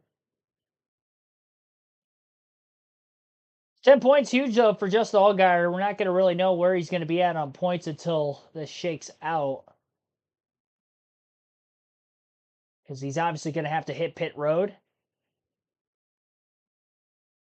98 might have gotten into the wall again in turn 2. Right rear tire is definitely down. Could have caused him to get into the wall. Tire carcass from the 98 laying out on the racetrack. They'll have to pick that up as well. So Allgaier wins stage number 1. Stage 2, excuse me. Justin Allgaier wins stage 2. Connor Mosack, his teammate, in second. Sam Mayer third. Eric Almirola fourth. Leland Honeyman in fifth. AJ Allmendinger sixth. Shane Van Gisbergen in seventh. Chandler Smith eighth. Sage Karam ninth. Josh Bilicki 10th. So very few playoff drivers. About half of them getting stage points here in stage 2. They took on most of the top 10 in stage 1. An alternating pit strategy from what we initially thought was going to be in this race because of the cautions that led all the way throughout the entirety of stage 2. Really starting to prolong this race in the middle going. Wasn't going to be a long one today. We might have seen more cautions in stage 2 today than what we'll see in the entire Cup race tomorrow. It's very well possible. 4 of them. We're guaranteed 2 yellows, obviously, tomorrow with the stage ends, but I don't see a lot of cautions on the Cup side and road courses. I know we did at Watkins Glen, and it is kind of a cautions, breeding cautions situation, kind of like we're seeing in this Xfinity race today. Well, we saw stage 1 go caution-free all the way through. I mean, we get separated here. We get 2-3 laps into a restart. We should have another long green flag run to the finish after that, once the field starts to separate from one another just a bit. I'd imagine Creed is going to be done for the day following this incident. And maybe the same for Riley Herbst.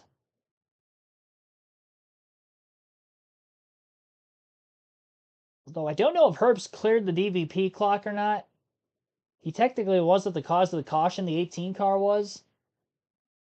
That caution actually kept Herbst on the lead lap. He was able to get to pit road, and they continued to make repairs on that 98 car. But again, this is the end of the second stage today. Big stage win for Allgaier. Needed it, especially with a lot of those playoff drivers that he's chasing in the point standings not getting stage points at all here in stage 2. And because we're at the end of the second stage, we're going to end the chat poll.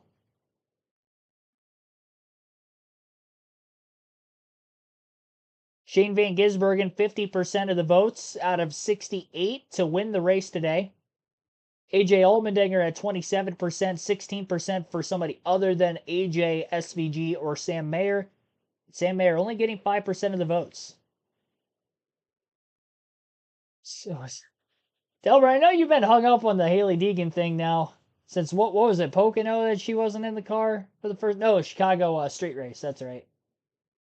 So when Joey Logano stepped in the 15 that first weekend. I mean, obviously the equipment isn't great. When we seen mechanical failures out of it a lot. But we have seen drivers. We've seen a lot of drivers in that 15 car. Some have outran what she was able to accomplish in the first half of the season this year, and some have not. A lot of the cup regulars they put in that car have. You know, Logano, very first race out, obviously 8th. You expect that out of a former cup champion, you know, like Joey Logano.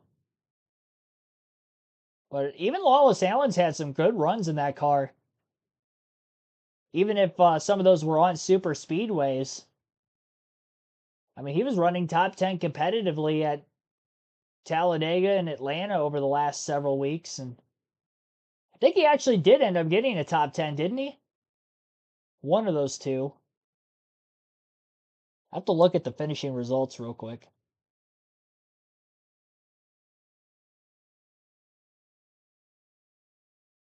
I don't know if I'm going to be able to actually look it up on the NASCAR app because he's running for truck points, I think.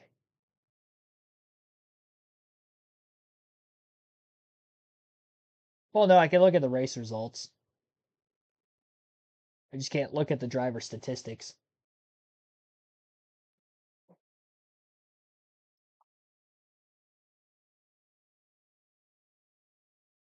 So with the caution out, we'll be seeing the last of the pit stops. Obviously, very few drivers are going to pit here.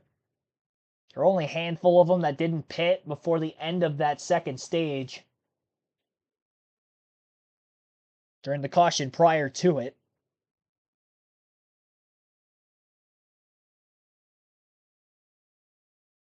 Let me look.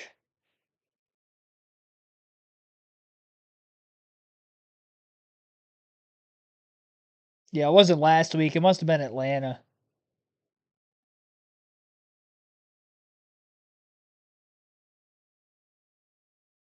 Stage 2.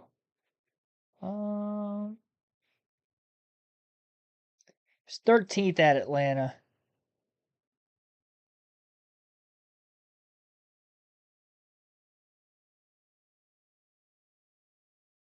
I thought he had a top 10 somewhere. Was it Watkins Glen?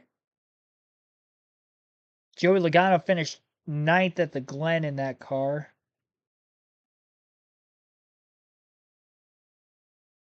Let's try Kansas. I doubt it was Kansas.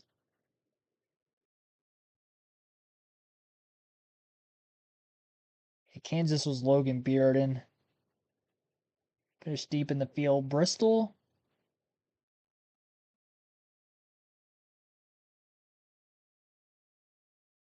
Maybe it's because he was running in the top 10 late and then fell back. Oh, you know what? It might have been Daytona. Hang on. I mean, he had two 13th place finishes in that car. Joey had a top 10. A couple of top 10s.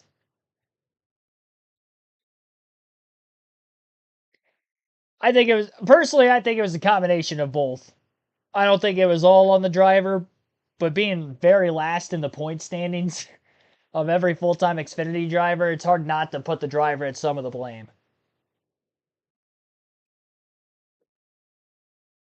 Major repairs going on for Riley Herbst. So apparently Riley Herbst did pass through the DVP clock during the short 2 green flag lap stint. It would have been that first lap then that he would have cleared it.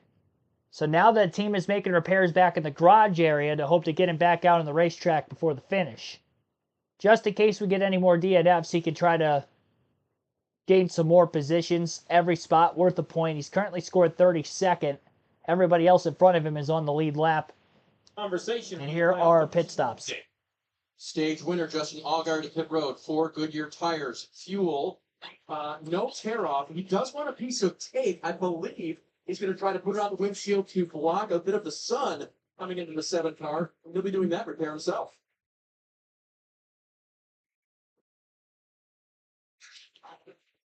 So those on pit road now will reset. We'll figure out what the points are there. Speaking of points, Charlotte's a hub for sports right here with football, basketball, and racing.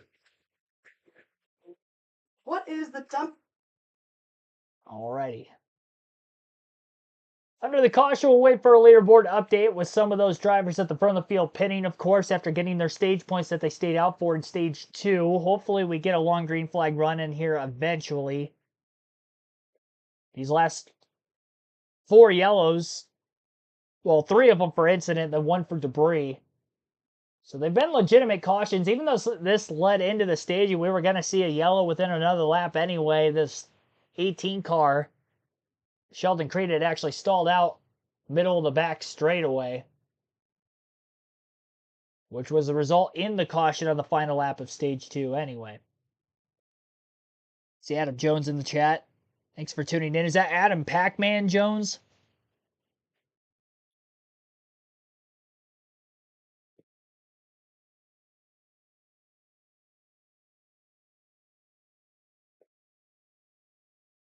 You have to let me know.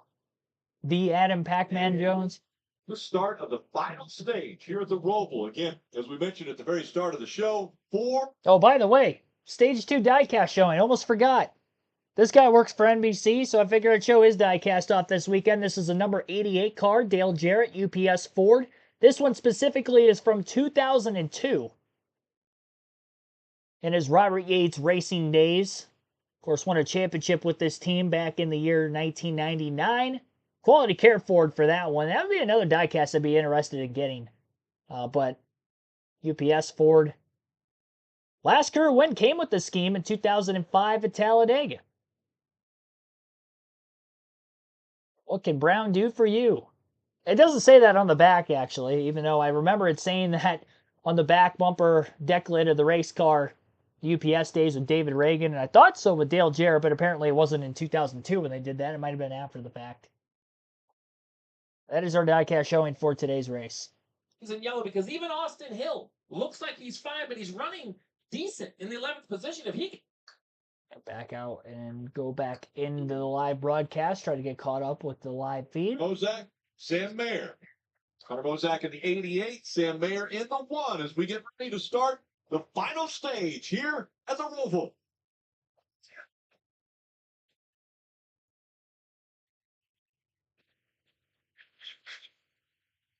Connor Mozak strong into turn 1.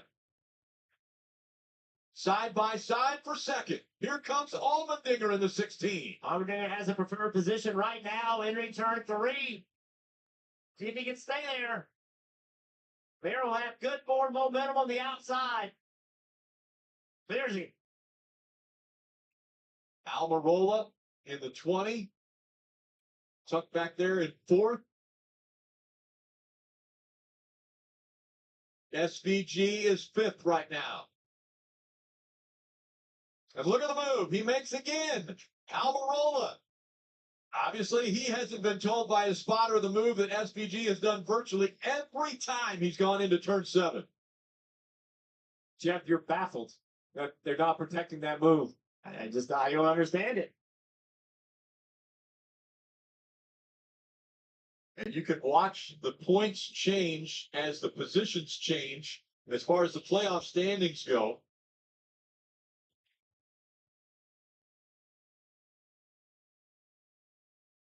Austin Hill going to the outside with Jesse Love. RCR teammates have got to run the majority of this race side by side. It has been quite the battle.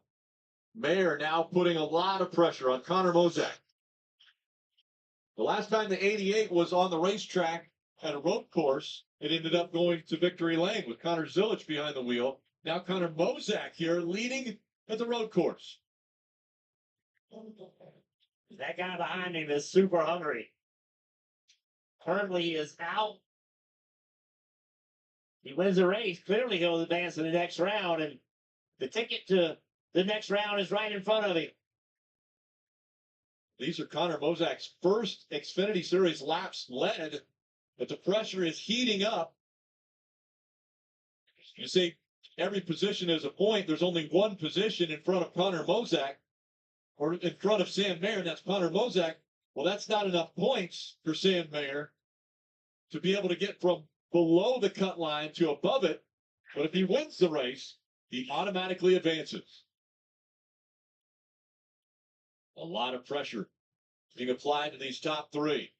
And also now, Allmendinger has caught the one of Mayer. So now Mayer, he has to pay attention to what's going on behind him. If he makes a move and it doesn't work out, Allmendinger will be there to take the spot. 16 and 17. And now just 22 laps remaining in this decisive race to determine who the 8 will be that will fight for a championship starting next week in Vegas.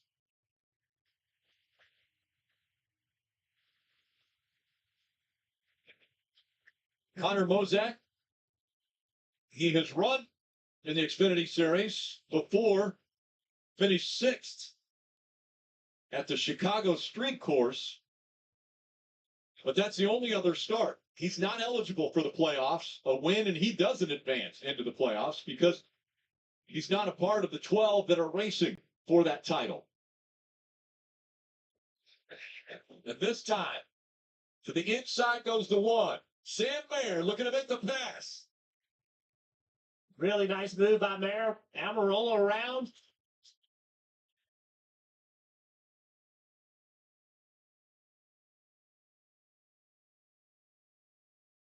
Still rolling. Oh, somebody else around. 51 of Clements. Eric Almirola was 6th. Now he waits for all the traffic to go by before he's able to get a turn back around. Here's the reason. Parker Kligerman behind him. And Parker just goes straight. Actually, Almirola tried to block it. It just spun himself out. There was the 51 of Clements going around. And with the 1 of Sam Mayer leading with the automatic berth, you see him 3rd in the playoffs. Leader by his name. That puts SVG 2 above. Creed, who's out of the race, 2 below. Allgaier 3 below, but Allgaier running way back in 15th, has points available. Sheldon Creed, again out of the race, brought out a caution, and Kim is with it. Yeah, an eventful day for Sheldon Creed. Had that shifter problem, then part of that big stage 2 crash. How would you summarize this race for you and the team? Yeah, I don't know. Just not our day. Got spun there running 3rd. My transmission it locked itself into 2nd gear, so that was weird. First time it's ever happened to me, and that was the whole reason we even went to the back.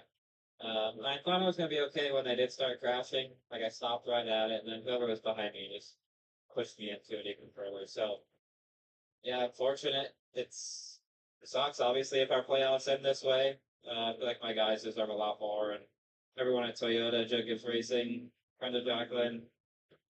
I don't know. I guess just go grab a beer and Watch it unfold. So you heard him watch it unfold. Sheldon came into this race day plus 32. Now the fate of his playoffs is out of his hands. And what a frustrating way to watch and see if you make it to the next round of the playoffs. Parker Kligerman, on the other hand, he has a chance to drive his way forward. Just picked up one position from 7th to 6th. He has a long way to go to get to the front, but I checked with his crew chief, Patrick Donahue, during the caution. Do you still have pace in this 48? Yes, he said, and the car is still clean. Parker still has time.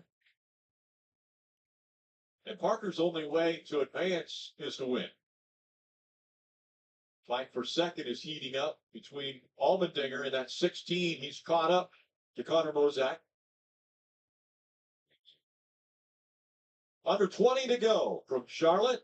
And Sam Mayer looking to win his way into the next round of the playoffs. Second and a half lead for Mayer out in front of the field. A.J. Allmendinger circuits in second. Connor Mosack third. Shane Van Gisbergen in fourth. And Chandler Smith in fifth. Parker Kligerman sixth. Austin Hill seventh. Austin Green eighth. Josh Bilicki ninth. And Jesse Love is 10th. Sammy Smith in 11th. Cole Custer 12th. Brandon Jones 13th. Justin Allgaier 14th. And Matt DiBenedetto 15th. Jeb Burton 16th. Alex Obey 17th. Preston Pardis 18th. Parker Retzlaff 19th. And Anthony Alfredo is 20th. Ryan Sieg 21st. Sage Karam 22nd. Dylan Lupton 23rd. Brad Perez 24th. 25th for Leland Honeyman. Kyle Sieg 26th. Jeremy Clements 27th. Eric Almirola 28th. Nathan Berg 29th. And Dawson Cram is 30th. Thomas Annunziata is the last car in the lead lap at 31st. Out of the race is Riley Herbst, currently in 32nd. Though they are working on his car, trying to get it back out on the racetrack in case somebody else DNFs today. Sheldon Creed will be scored with a 33rd place finish. Ryan Ellis, 34th. Josh Williams, 35th. Ed Jones, 36th. Brendan Poole, 37th. Blaine Perkins, 38th, rounds out our field. Average race speed, 64.74 miles per hour, just over an hour and 40 minutes from the drop of the green flag to start the race today to where we're at currently. 5 cautions total in the race, 4 of which during stage 2, 1 for debris, 3 for incident. That last incident led into the stage end. Only stage yellow in stage 1 was the caution for the stage end itself at lap 20. A lot of different leaders in this one because of the pit strategy through stage 2, the restarts as well. Sam Mayer, our current race leader, has now led 2 times for 6 laps led. A.J. Allmendinger has led for 18 laps 1 time in this race. That was all the way through stage 1 before pitting early before the end of the stage. Or sorry, he had actually stayed out and won the stage and then pitted at the stage end. He hasn't been back in the lead since, but again, is up to second. So 18 laps led on the day for him. And again, he did win the first stage. Justin Allgaier won stage 2.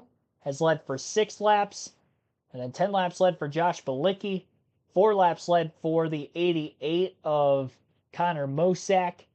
Chandler Smith led for 1 lap on a restart, and the 97 of SVG led the first 4 laps today from the pole. And currently, that is all the different drivers who have led today. So 7 different leaders. It looks like we are sitting at 9 lead changes amongst them to this point. Once again, 31 cars on the lead lap. We'll take a quick break. You're listening live on KRC to the Drive for the Cure 250 for the NASCAR Xfinity Series at the Charlotte Roval.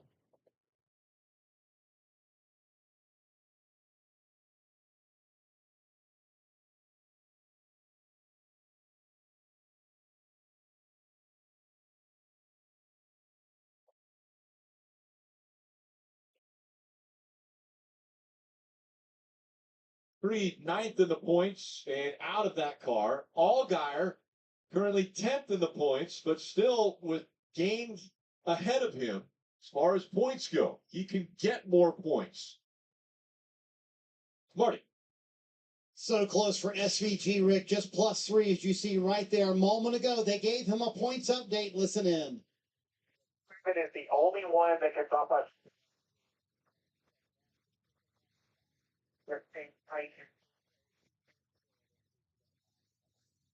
So since that point, Steve, he gained 1 more position. He is now in 3rd with SVG, but in essence, they're telling him, hey, take it easy. Don't push unless we tell you you need to push. Steve, is that a message you would deliver your driver in a cutoff race at the very end? I think SVG's good enough. I would tell him to go win the race. Why would I try to pull a guy back that's won 3 road course races this year and leave this up to somebody else making a mistake with 17 laps to go and jumbling up the field? The way I look at it, this is where we stand. Sam Mayer is leading this race, and he is, in my opinion, in a must-win situation, because if he loses the lead, he also falls behind the 97 in points.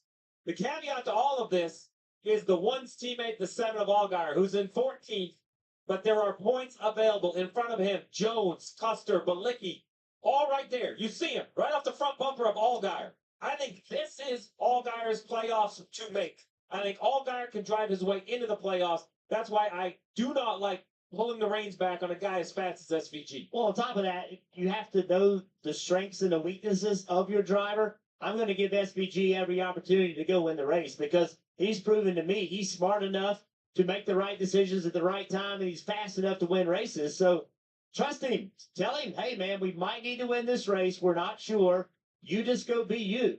And if he makes a mistake, he makes a mistake. But you have to put the guy in a position to succeed because he has the ability to do it. I hate prevent defense. Prevents you from winning, Rick. I hate Yep. it.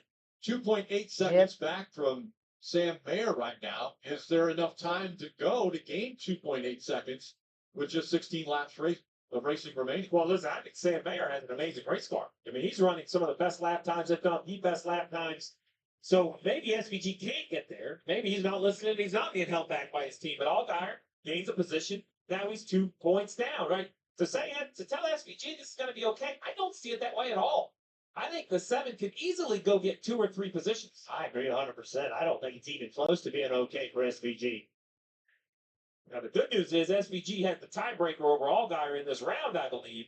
So if they tie in points, it's still going to SVG. Like, really? We're going to lean on the tiebreaker? Like, that's going to be what we're going to lean on to make the playoffs. Well, that tiebreaker is best finishing position in the round, and Allgaier has really struggled all this round. As a matter of fact, the last 5 races he has struggled. So that's why his finishes would not be better than what we're seeing out of Van Gisbergen right now. Yeah, and the lap before, you see the 7 of Allgaier trying it, 15 off course. A couple laps ago, Sam Mayer gave a half a second up to AJ Allmendinger. But these last few laps, Sam Mayer's been faster than AJ, and SVG has run down his teammate Allmendinger, and now a battle for second place. So Van Gisbergen probably may have heard his team say, hey, you know, the only thing that can happen is the 7 could potentially get you if he gets a bunch of spots. So stay right in contention. What he probably heard was, go get this win. And if you're Allgaier, one thing is simple. You have to gain points because either Mayer winning or SVG winning, it's still a points battle. They almost have the same totals. We see SVG what a move. short work of Allmendinger. And Allmendinger, 15 points to the good, now 14 points to the good. No need in putting up a fight right here. He's good for points. So it's really Allgaier against the rest. Yes. This right here is going to be a point on the 0-0. You're going to see it on the bottom left. He's going to go from -3 back to -2 because remember, SVG gained a spot. 15 laps. It's got to come down to 1 or 2 points. Dave. Rick, one of my favorite things Caution's about... out, Dave. Hold Yeah, on one go ahead. second. Well, hold that thought. Oh, We've got the caution out because the 35 is into the tire barrier. the old heartburn turn, That as was Dale a Jr. good would say. That is turn 1. How many times have we seen cautions in turn 1?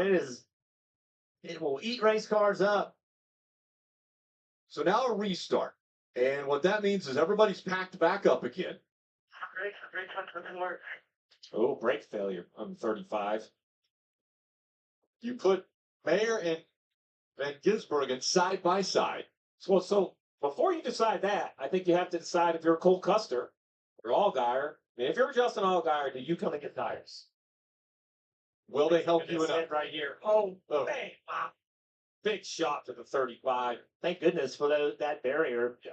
A safer barrier, and then on the leading edge of the safer barrier is the tire pack. Great design for the tire pack to be that high up because it absorbs a great deal of energy without on a side impact, the tire barrier sometimes will kind of suck the car into it, but on a frontal impact, they work very well. So now 10 laps, 10 green flag laps on all guys' tires. I don't believe I could pit, but that's the first decision. They have that option. And his crew chief Jim Holman might say, you know what? I think tires, let's go on the offense. I'm afraid guys behind us are going to pit, and they're going to line up right behind us. Now, for the guys up front, Bear, SVG, Allmendinger, I think that decision's pretty easy. You have to stay on the racetrack and keep your track position. I think it's an easy decision for the 7th. I would stay on the racetrack, but, I've been wrong. Too many easy decisions in my crew chiefing career that seem straightforward were anything but because of what everyone else in the field did. I know who wanted that caution in the worst way. And that's Sheldon Creed, who's sitting in the garage area because he needs chaos. That's right. He needs restarts. He needs wrecks. He needs multi-car incidents to knock cars out, particularly playoff cars. And right now, Creed 5 points below the cut line. And again, he cannot advance his position at all. He's being scored 34th. As a matter of fact, there's a great chance he'll move down to 35th because Blaine Perkins is still on the racetrack. Actually, being 16 laps down, he's not going to be able to gain that with only 14 laps to go, unless we go overtime. I didn't want to say it, Rick. You just want to bring that up? You just Rick Allen'd overtime. That's not true. I mean, for I did sure not do it's it. coming down. Oh, And again, jeez. we talk about 1 point making a difference. We talked about Ryan Ellis a little bit ago. Yeah. He now has passed Sheldon Creed, so that knocked him down one more spot. So I seems to be a lot of busy pit crews on pit road. I might have more people come down pit road than we think. It's not been a great day on pit road for the 97 cars.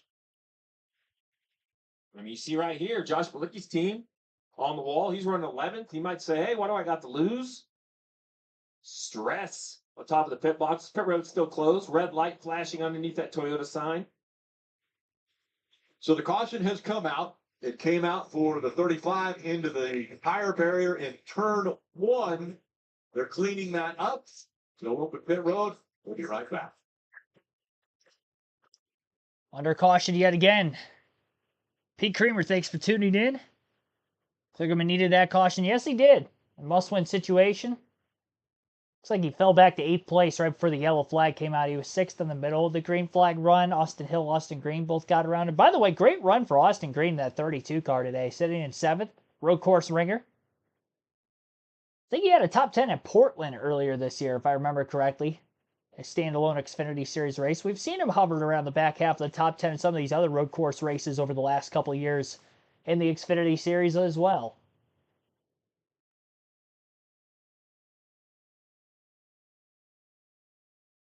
But under the caution flag, Sam Mayer, again, your race leader.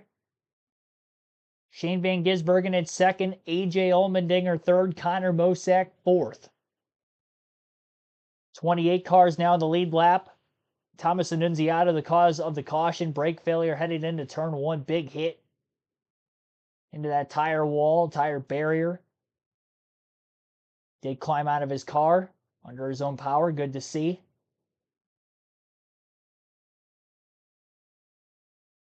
So he'll be knocked out of the race, likely with a 31st place finish, as Kyle Sieg and Dylan Lupton, who are off the lead lap, are going to get around him.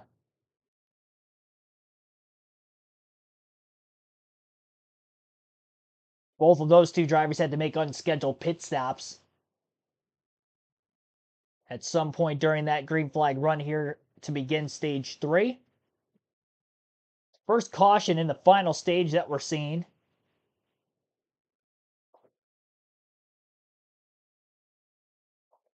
And I'll get the point standings back up for you guys. I was going to update them based off of the graphic on NBC. But obviously going to commercial break, I couldn't get that in time, so I just closed it out completely. But the point standings will be updated prior to this restart. And I'll put the text in there as well to indicate that it would be as of whatever lap marker it is when I end up getting it back up. JB, the PA Motorsports Fan 05, thanks for tuning in. Feel like Austin Green could be a dark horse to get a win, especially top 5 since he had a top 5 Sonoma. Sonoma was another race he had a good run this year, yep. I don't know for the win, unless like everybody comes to pit road here, but I doubt that that's going to happen. A lot of drivers at the front of the field definitely going to keep track position. Be sure to hit the like button on the stream. Our goal is to get to 50 likes, and currently we are at, I think, 39, it looks like. So again, goal of 50 likes. We're only at 39, so be sure to hit that like button if you haven't done so yet. And subscribe for more daily NASCAR content. Pit road is open. And let's see who is coming. Oh, wow. Leaders are coming in. Yeah.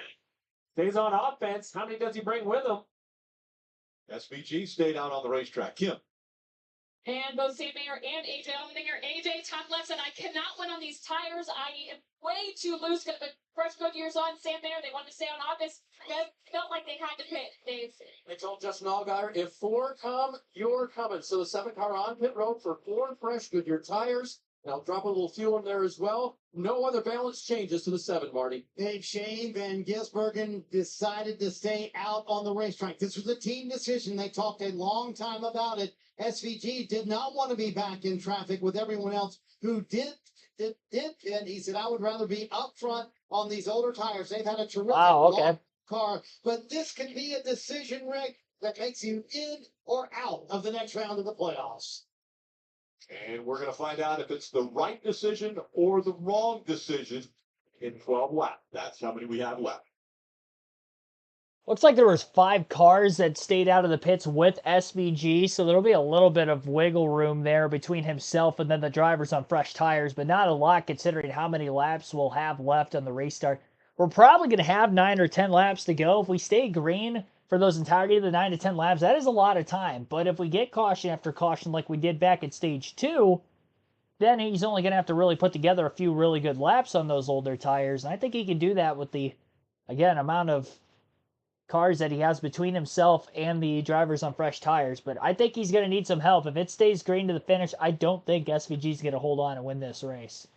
He might like his car on the older tires, but he's still going to be giving up probably a second a lap.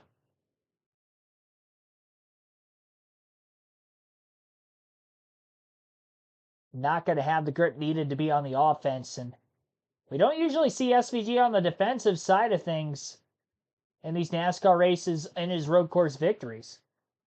Watkins Glen was an instance maybe with the Cup Series, but that would have been about it. Austin Green also stayed out, so he'll be on the front row for the restart as well. Same strategy as the 97 and Van Gisbergen's team. Jesse Love also stayed out. And Sam Mayer will be inside row 3 for the restart. So it looks like the top 5 stayed out of the pits. 6th on back, we'll have 4 fresh Goodyears. We'll have 11 laps to go on the restart. And we'll see how this is going to shape up. Once again, be sure to hit that like button if you haven't done so yet. Subscribe for more daily NASCAR content. We're at 41 likes. We're 9 shy of our goal of 50. Got 11 to go on the restart. And on the CW, and right here, obviously, on KRC for the NASCAR Xfinity Series at the Charlotte Roval. Sam Mayer, 3rd car on the bottom row right there, currently out by 10 points. But the first car on fresh tires, maybe the best car in the field. Can he go win the race and advance? That Parker Kligerman in that 48 car, he has tires also. Scored 9th right now. When they come across the start-finish line, we'll see. Van Gisbergen up through the gears quickly. Sam Mayer immediately making it 3 wide. He knows that he does not have time to wait. Kligerman on the outside of that 3 wide. Here comes Sam Mayer in the 1.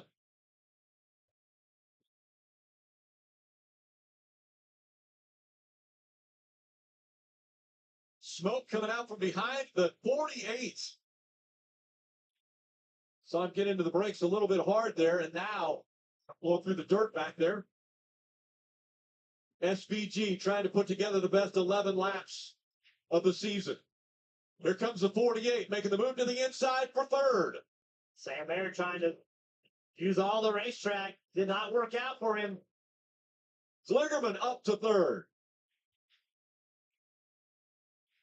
17 points back. Parker Kligerman has to win this race. He's got to get by Love and Van Gisbergen.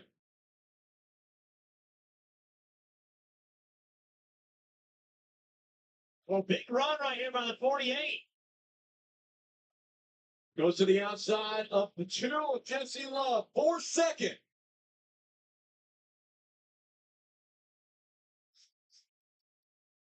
And now, Kligerman up to the second spot.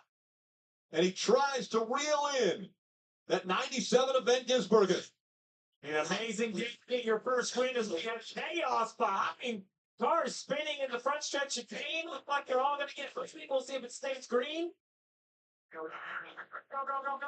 If they miss that chicane, they've got to come to a stop on that apron. One of Sam Mayer through to third. Now it's SVG on old tires, the 48 on new tires, the 1 on new tires. This is championship winning time right here for Parker Kligerman. Right along, there he is right there. He has fresher tires. He has got to take advantage of them right now. He cannot let SVG get away from him. He's closed the gap through 7. The pressure is being put on Parker Kligerman and the 97 of SVG. Kligerman in a must-win situation. SVG trying to stay out front with the older tires. Yeah, but you see, tires help everything, even braking. Parker Kligerman having to outbrake SVG into that rear chicane. Remember, Parker Kligerman announced he is leaving full-time racing at the end of this year. He has nothing to lose. Hard into the front stretch chicane. He's closed the gap again. A little bit of tire smoke there out of SVG. He cannot mess around with him because if he does, Sam Mayer will be right there at the rear bumper. I think that's the point, although fast lap instantly to Kligerman, the fastest car by a mile, a half a second faster than every car. SVG has a mirror full of Parker Kligerman right now. Under 9 laps to go. Oh, a tiny infield for the 48. He has to use that move that the 97 has moved on everyone else. Right here. Through turn 5, now turn 6. Pop out to the left, going into the chicane. Will the 97 block it? Yeah, right here, right here. Stay to the left side. SVG Got him. right on his back bumper. Parker Kligerman to the lead at the Roval. 9 laps to go. Clean air out front. New tires on the 48. All the nerve, all the talent will be tested. Can he hold off the charging one? You see the pit box.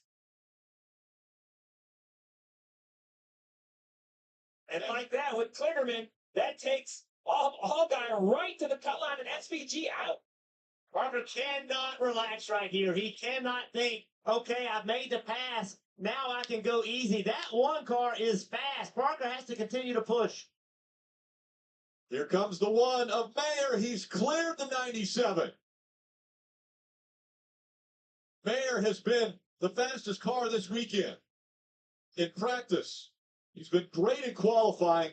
And now, does he have enough to catch Parker Kligerman? You give that pit crew on that 48 car credit. They picked up 3 spots on pit road. And then Parker did a great job on the restart.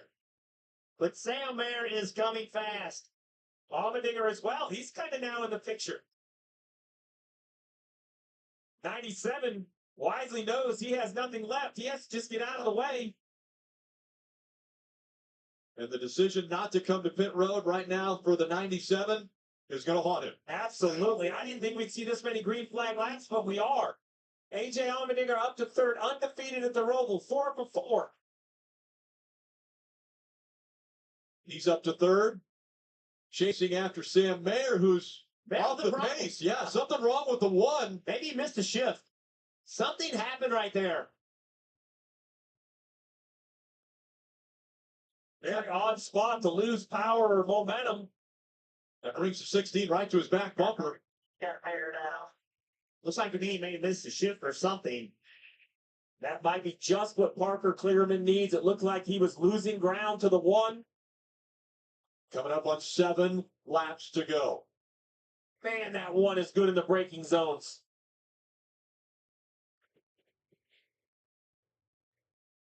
Let's not forget, Allgaier, only 3 points in currently. He's back there in ninth in his own battles, but the battle for the win is the focus because that is the 48's playoff hopes. And remember where they're running right now with Allgaier ahead of Van Gisbergen at 8th and 9th. If Kligerman falls out of the lead, that changes that position. It would put, if Sam Mayer gets by him, it would put Mayer up there, and it would leave Allgaier and Van Gisbergen in that position. The advantage that Mayer has with AJ Allmendinger behind him is that AJ does not want trouble. He has 13 points to the good. So if he can pass him clean, he's going to try to do it, but he is not going to rough him up. He's not going to put himself in a bad spot. And Sam Mayer knows that. Sam Mayer will take full advantage of that. Look at Allgaier at the bottom of the screen trying to protect points in this chaos, although this is going forward, passing the 2 of Jesse Love. Moves up to 7th with that pass. Brandon Jones in the 9 trying to come with him. The 48 car on the top of the screen, the 48 car, his weak spot is braking. The 1 car is able to carry more speed on corner entry here and on the back chicane. That's where the opportunity for this 1 car is. Good lap there by Parker. He keeps that gap about the same. 6 laps to go. He's got to put 6 perfect laps together.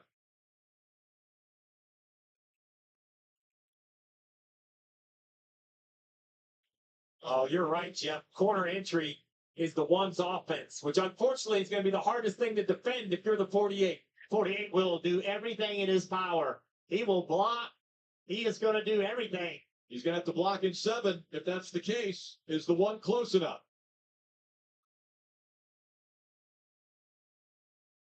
Not this time. I actually like Mayer's patience there. He's running the preferred lane. Get a good corner exit here out of 7. You still have over 5 laps to go. A lot of racing if you feel like you have a better car. Parker does a great job in turn 7. That carries the speed down this back straightaway. Sam's able to close the gap on corner entry, and not by a little bit, by a lot. Yeah, going into that chicane, he closed up probably 4 or 5 car lengths. So Sam's got what Sam has to do is try to find a way to leave turn 7 closer to Parker. If he does, he can outbrake him. Coming up on 5 laps to go. And once again, you see how much Sam... Out of the front stretch chicane, 5 laps remain at the Charlotte Roval for Parker Kligerman to try to get his first career NASCAR Xfinity Series win and an automatic berth to the round of 8 of the playoffs. He's in a must-win situation to make it through to the next round. Same goes for Sam Mayer, who is 11 points below the cutoff line with where we stand with him in second right now. Mayer also in a must-win along with Kligerman. 2 drivers trying to keep their championship hopes alive. Great through the braking and all the way mostly through turns 3 and 4 that time for Sam Mayer. Is he close enough to try to pounce into the passing zone in turn 7 in a hairpin is going to be the next question. He lost time to Kligerman through turns 5 and 6 though. Gained in 3 and 4, lost in 5 and 6. Gaining through the braking zone of 7, who can win the race back to the throttle as they work their way through oval 1 and 2. Mayer wider off the exit of the corner, a tighter exit to the bottom for Kligerman, and Kligerman actually gapped him by a couple car lengths again. Mayer's definitely keeping the pressure on, and don't forget AJ Allmendinger only 1 second off the lead in 3rd. Shane Van Gisbergen back and forth, 2 seconds off the race lead. Lost time initially to these top 3. He's not out of it if things get hairy up here at the front of the field. SVG also more than likely in a must-win situation, but he's on older tires. He's 5 points below the cut line on Justin Allgaier, who's the last driver above it. And currently Allgaier's in 7th place as we run. Not too close to getting to Chandler Smith. He's 2.5 seconds behind him for position, but he's also a couple seconds ahead of Brandon Jones' teammate at 8th. So I don't think Allgaier is going to lose any more spots here before the end of the race. Back through turns 3 and 4 again for Mayer. He has a low entrance into the corner, but he's able to hold through the braking zone. This is where he's been able to gain the most on Kligerman the last several laps. Accelerator up off turn 4. Kligerman a car length and a half lead. Maybe a 2 car length gap into 5 and 6. Kligerman's been great on this area of the track before. Mayer drives it in much deeper. Gets to the back of the 48. Little bit of contact. but not enough to try to hold close to that 48 car still. A lot better through turn 7 for Mayer this time. Does not stay in the draft most of the way into oval 1 and 2 on entrance. Now does in the center of the corner. Can he gain more into the braking zone in the backstretch chicane now, where he's also been able to gain? Kligerman's had the corner exit, though, by backing the corner up. He's not going to be able to do that if Mayer gets close enough to use the bumper. There's another bump to the back of the 48 car. But again, the acceleration from the 48 holds him onto the lead. They'll be coming up on 3 laps to go this time by at the start-finish line. Off oval 4 for Kligerman as he leads. Mayer charges hard. To the inside, Kligerman, a little contact on corner entry. Mayer, is he going to make the corner? He does, but he bounces off the turtles, and the 48's back underneath him again, and Kligerman holds on to the lead. He led that last lap at the line by 0.06 of a second. Mayer took his chance, and he got crossed over cleanly. Almost pinched in the wall on the inside in 2. Mayer to the back of the 48 car through 3 and 4. Best area of the track for the 1. Can't get to the bumper of the 48 there. Allmendinger all of a sudden is all over the back of Sam Mayer for second place, and SVG is within a second of the lead in 4th again. 4 cars under a blanket with 2.5 laps to go, with a championship on the line for 3 of the 4. Allmendinger plus 13 points should be in a good spot unless something crazy happens here where he gets taken out in an incident, which honestly the way these guys are racing in front of him could happen. It's not impossible. Mayer off the pace again in oval turns 1 and 2, and AJ Allmendinger is going to get around him on the outside. Nearly. Couldn't clear. That is a big break for Parker Kligerman in the 48 car. That's the second time Mayer's been really slow through oval 1 and 2, and now he's holding up the 16 and the 97, and all of a sudden there's over a second gap between Kligerman and Mayer. Mayer trying to close. Now Kligerman can really try to back the front stretch chicane up there. He didn't have much pressure. And he can start backing the corners up with this big of an advantage to try to get the straightaway speed until Mayer starts to close the gap enough that Mayer has a shot to get to the back bumper again of the 48. Then he's going to have to start charging hard on the corner entries once more. 2.5 lead for Kligerman at the line, or at least when he initially got out of the backstretch chicane with that giant advantage over Mayer. Mayer's quickly made up quite a bit of time. Race is not over yet, but Mayer can't have a slow up like that in oval 1 and 2 again, like he has twice already in these last 10 laps. He's got about a 4 or 5 car length gap between himself and the 48 car as they exit turn 7 out of the hairpin. Lap and a half to go. We'll see if Mayer holds pace this time through oval 1 and 2. He does. But Kligerman clearly back to the accelerator quicker as he backed up turn 7 beautifully. He'll be coming up on the white flag this time by. Big bounce off the turtles by all 4 of the top 4 entering the backstretch chicane.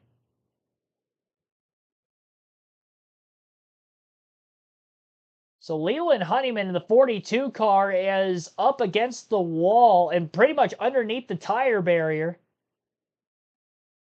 Right around turn 2. White flag is out. 1 lap to go for Parker Kligerman. And the caution waves, but it's after Kligerman gets to the white flag. I think this race is over. Caution flag is out, but I think Kligerman got to the white first, which means he will win this race. Before the caution came out, it looks as though the white was in the air. He crossed the start-finish line. And that would mean Parker Kligerman wins his first Xfinity Series race. He's got to get back in the line. And we've seen strange things happen in this sport. So let's get him back in the line first. But if indeed he wins this race, I'm going to tell you something. That was a drive of his life. He had Sam Mayer behind him with a faster race car, and he never made a mistake. He did everything right under a tremendous amount of pressure with a guy that had to win. They both had to win to make the next round of the playoffs, and that was an impressive drive. What? And they're saying that the caution came out prior to the white flag being displayed, before he got to the start-finish line. Well, here's the flag, but the caution lights, it's not the flag man, it's the caution lights. So that's really it. I mean, from that angle right there, it looked like it was clearly to the white. We're going to have to find a better picture of it. Timing-wise, did he cross the start-finish line before the caution light came out? And we're showing overtime right now because we're hearing from NASCAR that he didn't get to the start-finish line before the caution came out. So that's the rule. The rule is literally the okay, so let's see. 48, you see the white flag, you see the 48. I don't see a caution light, still no caution lights. He's clearly over the line. Caution lights now it came on, yeah. Let me back it up a couple frames. There's one right here. Look at this one right here. There's a caution light right there. We roll it forward frame by frame. Oh, it's right at the line. So there's even, this is going to sound crazy, there is a delay between hitting the button and the lights come on. It's in the hundredths of a second. Yeah. But this comes down to electronics for NASCAR. They know by a timestamp when the yellow came out, and they know by timestamp when he crossed the start-finish line. We've seen how many... That is evil. That is evil. By the illumination of the yellow and the start-finish line's kind of blurry, it's very, very close. NASCAR is saying, per their equipment, that we're going to go to overtime. What an emotional roller coaster if you're a Parker right now. Yes, a major. Here you go. Here's the at the time of caution. So they're claiming this is the absolute timestamp of the yellow. That is a screenshot of where the 48 is. It doesn't look that close in live, but remember, there is a delay to the yellow lights. So it's all electronic now. We got to get this fixed. As a fan, I should see a light and say that's it. There should not have to go back and say, well, wait a minute, there's a timestamp. It needs to make sense, and it needs to be simple to observe. I'm not saying it's wrong. I'm with you, though. It's like the shot clock. That's exactly I want to see the backboard, light up red, and it's either touching his fingers or the shot's been released. Now, it's much harder when cars are going 100+ miles an hour, but I agree with you, Jeff. In the interest of the fan, it would be clearer if it was obvious. And again, they're trying to pull the 42 of Leland Honeyman out of those tire barriers. That's what brought the caution out. This is going to be the 14th overtime this season. That's tied for the most in a season.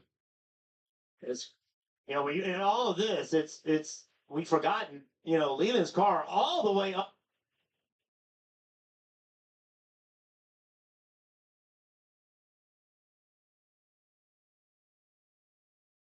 Under the tire barrier. All right, Dave, let's hear from the crew chief of the 48. That is Patrick Donahue talking with his engineer there. Patrick, what did you see? Well, obviously I'm going to see it the right way. So I did. So getting text messages with pictures from up top, but I can't change it. The rule is not going to change. We've had a great car. Parker's done a heck of a job. The pit crew did a really good job there and got us out front. So it is what it is. We came here to win, and I told you earlier we could do it. So what's Parker's mentality? What's he saying over the radio? He said he can do it. So we'll see. All right, I love the interview, and I hope that's what he's talking to Parker about. Let's talk about this. We're on an emotional roller coaster. The fans are. I can't imagine what Parker went through. He almost saw some fist pumps in celebration. So regardless of what everybody thinks they saw, NASCAR's made the rule. We're going to overtime. I like what Patrick Donahue said there, which is anything I say here is not going to change. He's already mentally moved forward to this overtime. I'm hoping he's doing the same thing for his driver. I like the confidence Parker said he could do it. Now it's task at hand. This is all about Brandon McReynolds, the spotter, and Patrick Donahue and Parker Kligerman. That's what this is about right now. You got to get refocused. We can't think about what could have been, what should have been, what might have been. You got to think about what we have to do to make this happen. Parker has driven an incredible race. The team did a great job on.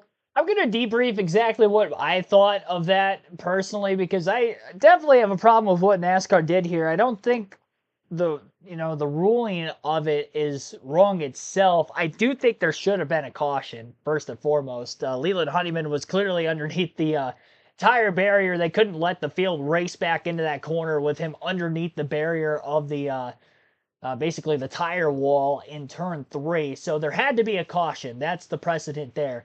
Now, the timing of the yellow, he was against the barrier for probably the better part of a half a lap before the leaders got to the line. NBC, or I guess CW in this case, CW had the camera on Honeyman up underneath the tire wall as the leaders were exiting the backstretch chicane.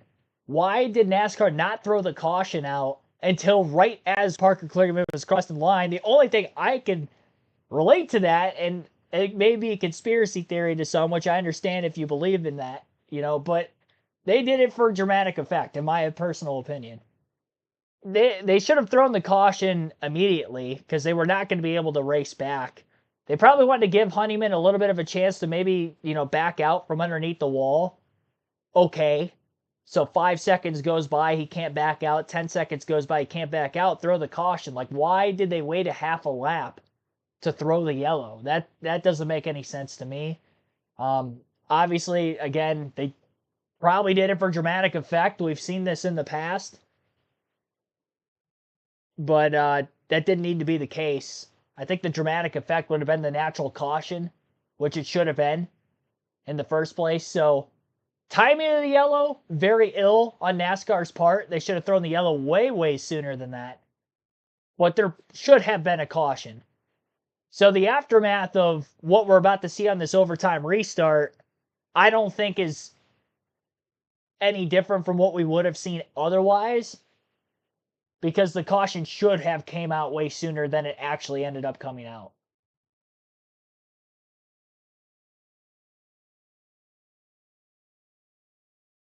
Light flashes on. We roll it back. That's my opinion, at least. Right there. There's the spot. So if we look right there, just above the 48, clear on the start-finish line, 2 feet.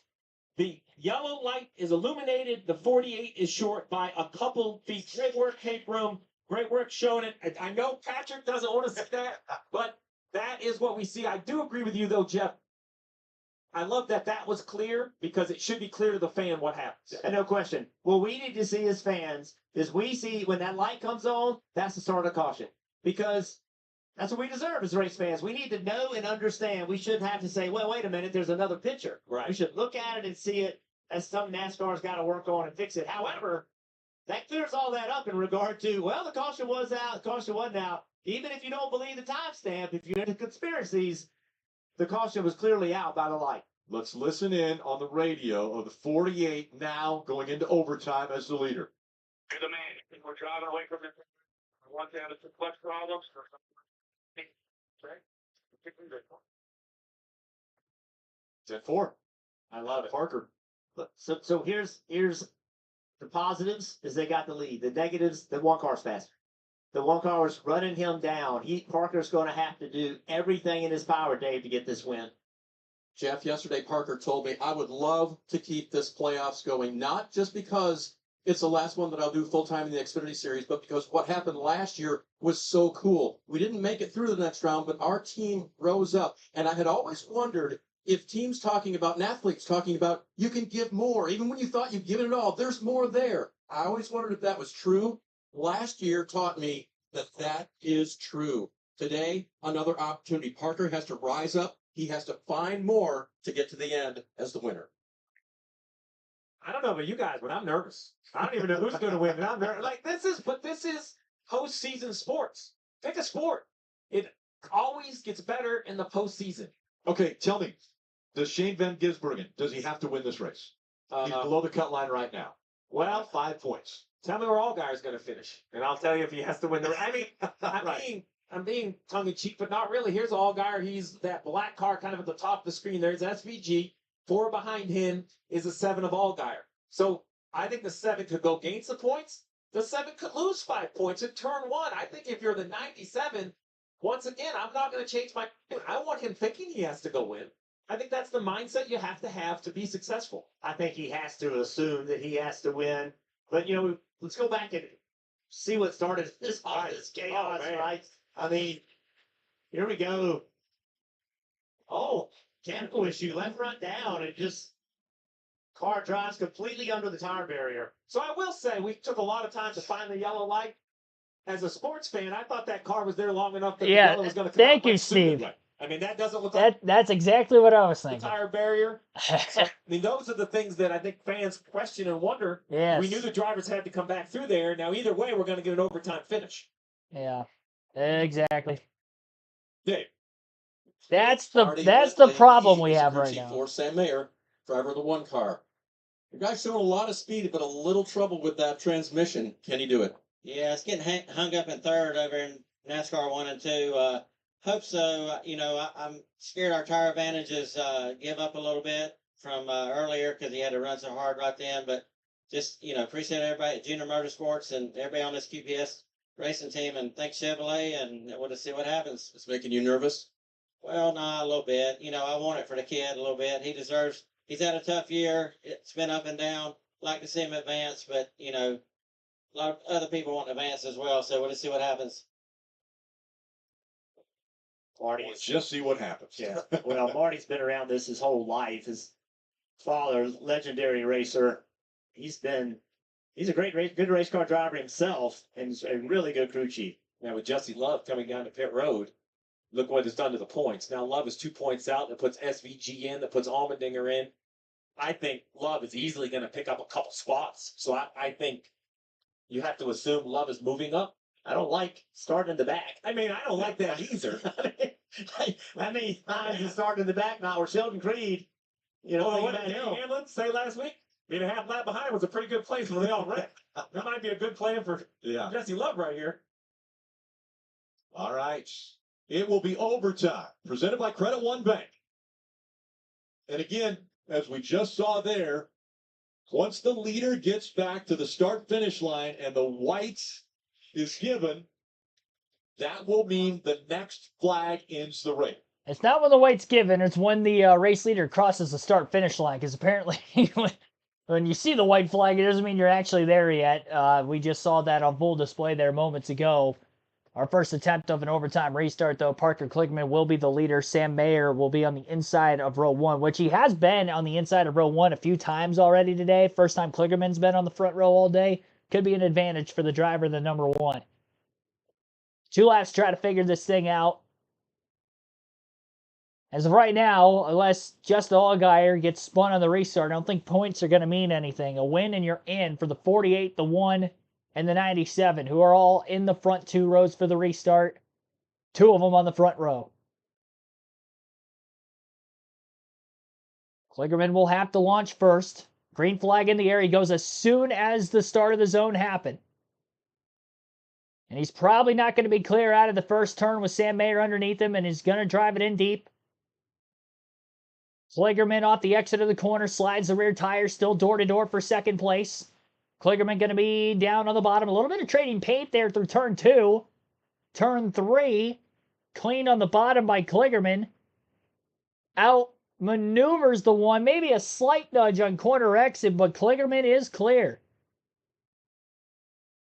So Parker Kligerman, a great restart and a great job even by Sam Mayer to stay with him side by side. Was unable to do so for very long. Mayer widens his arc out into turn 7, had space to do it. The over-under move and contact out of the exit of the corner. Mayer's going to get through to the lead. Mayer out in front of Kligerman now. Oval turns 1 and 2. Now to the back straightaway. Meanwhile, A.J. Allmendinger still in third. Fourth place is SVG soon behind. A little bit of tire smoke on the left front fender for the 48 of Kligerman. Hopefully the tire holds up all the way around to the finish. Mayer drives away from him out of the backstretch chicane and headed for the front stretch now. And Parker Kligerman was in a must-win situation. Same for Sam Mayer. SVG has a tiebreaker as of right now over Shane Van Gisbergen. Kligerman is going to lose another spot for second to Allmendinger. SVG to the inside of Parker for third. Kligerman slipping backwards, unfortunately. Austin Hill looking low for fourth. Can't get around him. Kligerman holds on for that spot. Jesse Love passes Preston Pardis through the front stretch chicane turn 1 area for a spot. Back to a tie on the cut line again. Jesse Love and Shane Van Gisbergen are tied. But Shane Van Gisbergen has a tiebreaker, so Jesse Love has to gain another spot. He pitted for fresh tires during that last caution, put him back in traffic. I think he would have been well above the cut line before that. Definitely a questionable strategy call there for the 2. But it looks like a pass is going to be made in turn 7 for Love. He will get by the 51 of Jeremy Clements. That's the spot he needed. If SVG doesn't pass Parker Kligerman, I should say if SVG doesn't pass AJ Allmendinger for second, SVG gains on AJ out of the backstretch chicane. Jesse Love, a bumper to the back of the 38 of DiBenedetto. That's an insurance spot with the bump and run move. Now, no matter what happens to AJ here, it looks like it's going to be the 97 of SVG who is going to be bumped out of the playoffs by 2 points. Jesse Love going to make it in on 2 points. And Sam Mayer will advance with a win. Needed it, got it. Congratulations to Sam Mayer as he had one of the fastest cars in the field the entire race today. Mayer with the race win. AJ Allmendinger 1.4 seconds behind him, finishing in second. Shane Van Gisbergen third. Austin Hill fourth. Fifth for Chandler Smith. Parker Kligerman in sixth. What a heartbreak for him. Justin Allgaier in seventh. Josh Bilicki eighth. Eric Almirola ninth. And Sammy Smith will round out the top 10. The 4 drivers that will be eliminated from the playoffs today: Parker Kligerman minus 24 below the cut line at the finish, minus 18 for Riley Herbst, minus 7 for Sheldon Creed, who got in a wreck earlier in stage 2. And Shane Van Gisbergen, by 2 points, misses out on that final cut spot. Your 8 drivers that will advance to the next round will be Sam Mayer, Chandler Smith, Sammy Smith, Austin Hill, Cole Custer, AJ Allmendinger, Justin Allgaier by 4 points, and Jesse Love got the final spot above the cut line by 2 points. Rest of the finishing order outside the top 10, we had Brandon Jones finishing 11th, Parker Retzlaff in 12th, Cole Custer 13th, Alex LeBay 14th, 15th for Jeff Burton, Anthony Alfredo 16th, Ryan Sieg 17th, Connor Mosack 18th, Jesse Love 19th, and 20th was Jeremy Clements. Preston Pardus 21st, Matt DiBenedetto 22nd, Kyle Sieg 23rd, Dawson Cram 24th, Nathan Bird 25th, and Brad Perez 26th was the last car to finish on the lead lap. 1 lap down for Dylan Lupton in 27th, and everybody from 28th on back DNF tonight. Leland Honeyman finishing 28th, 29th for Sage Karam, Austin Green 30th, Ryan Ellis 31st, Riley Herbst 32nd, Blaine Perkins 33rd, Thomas Annunziata 34th, Sheldon Creed 35th, Josh Williams 36th, Ed Jones 37th, and Brendan Poole 38th. Rounding out our field of cars. Our race winner tonight, Sam Mayer, leads 13 laps. 3 different times he led in this one, as he is burning it down on the front stretch here at the Charlotte Roval. Stage 1 winner AJ Allmendinger led for 18 laps. It was the only time he led. Ends up finishing in second. Shane Van Gisbergen led 3 times for 8 laps led in the race for him after starting on the pole. 1 lap led for Chandler Smith. 12 led for Parker Kligerman down the home stretch before the finish. 6 laps led for Justin Allgaier, who won stage 2. That stage win, if it wasn't for staying out of the pits and taking those stage points, Allgaier would have been eliminated today, so credit to his crew chief on that call, as that saved their season. 5 laps led also for the 88 today of Connor Mosack. 10 laps led for the 19 of Josh Bilicki. In total, we had 8 drivers lead at least 1 lap in this race. 13 lead changes. 7 cautions. As we finish this race past the scheduled distance in overtime, 72 out of the originally scheduled 67 laps. 2 hours, 28 minutes, 35 seconds total time on the race. Average race speed of 65.51 miles per hour. And again, margin of victory 1.4 seconds for Sam Mayer over AJ Allmendinger. And here's your winner, Sam Mayer, for this front stretch interview. Is it to win one of these races? Well, you see the elation with Sam Mayer. It's very difficult. Kim. And Sam told me this weekend that he had to remain calm, remain focused to get the win. He did exactly that. For the 2nd straight year, Sam Mayer wins in walk-off fashion to move on to the round of 8. How do you continue to rise up in these high-pressure situations? And it's all thanks to the good Lord above. You know, like he's blessed me with a lot of a lot of issues this year, learning moments, but yeah, to come out here to the Charlotte Motor Speedway, go back to back with a fast car, QPS Employment Chevrolet was certainly as fast as Xfinity Internet. To do it at home is something special. Thanks to y'all for coming out. We appreciate it so much. Man, this one car was fast today, but we certainly had to work for it there. Yeah, you worked for it. Incredible racing between you and Parker Kligerman. Respectful racing. That pass, though, in turn 7, the new turn. At what point did you know you could overtake Parker? Yeah, you know, like we were all crossed up getting off in there. I was loose into 6, and I knew that it was my only shot if I got a good angle into that corner. And he blocked the bottom, which was good for me. It gave me a better angle up off the corner, and this this QPS Employment Chevrolet hooked up, and we were going from there. It was something super special, and now I get to celebrate. Congratulations. Thank you. Elation from Sam Mayer. Dave, on the other side of that, heartbreak for Kligerman and his team. We got to believe it, Kim. How are you processing this right now? Dave, I've done this interview you're doing, and it's always tough from that side. It's really tough from this side. Whole lot. I might have teared up when I thought we got it there with the white flag and the caution comes out, and then had to refocus and I was like, hey, I watched AJ in the Cup race last year nail a bunch of whatever years it was, nail restarts, and I was like, if I want to be this level, I gotta nail this restart, and we did that. And I thought I cut off turn 7 enough, but he somehow got below me, and then it was, on from there. We got damage, and it was full contact. Sam didn't do anything egregious. It was hard racing, but as close as you could be to the line. I said I wanted to cry. I'm not gonna cry, but I really love this game, and I just really, really want that. And it would have meant the world. But you know what? It meant the world to be in that position. And thank you to Scott Borchetta and everyone at Spike Course. Everyone who made this possible. Big Machine Racing. They called the strategy. I didn't agree with it. I wanted to go for points, but they were right. Put us in the position to go and get that.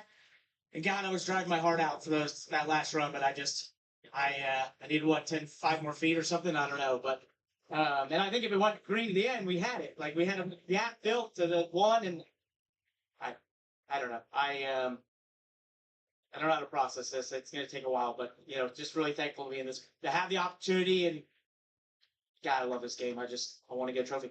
You and I talked yesterday about how much you love this and the pressure and rising up. Let's talk about that 5 feet short. We can show it to you on the monitor here if we can get our monitor over here to you. It was very, very tight. Oh man. Oh my gosh. You're kidding me. What? I don't know. I've seen enough from the TV side, the heart wrench and guttedness that these people go through, and you're in that moment, and that's part of this sport, and it's why people buy tickets, and it's why they watch on the CW. And I'm thankful to be in the position, to have had the opportunity in my life. I've loved this so much, and I just really wanted to get to the next round, but it's not to be. So we'll go and try to get a checkered flag on one of these next ones.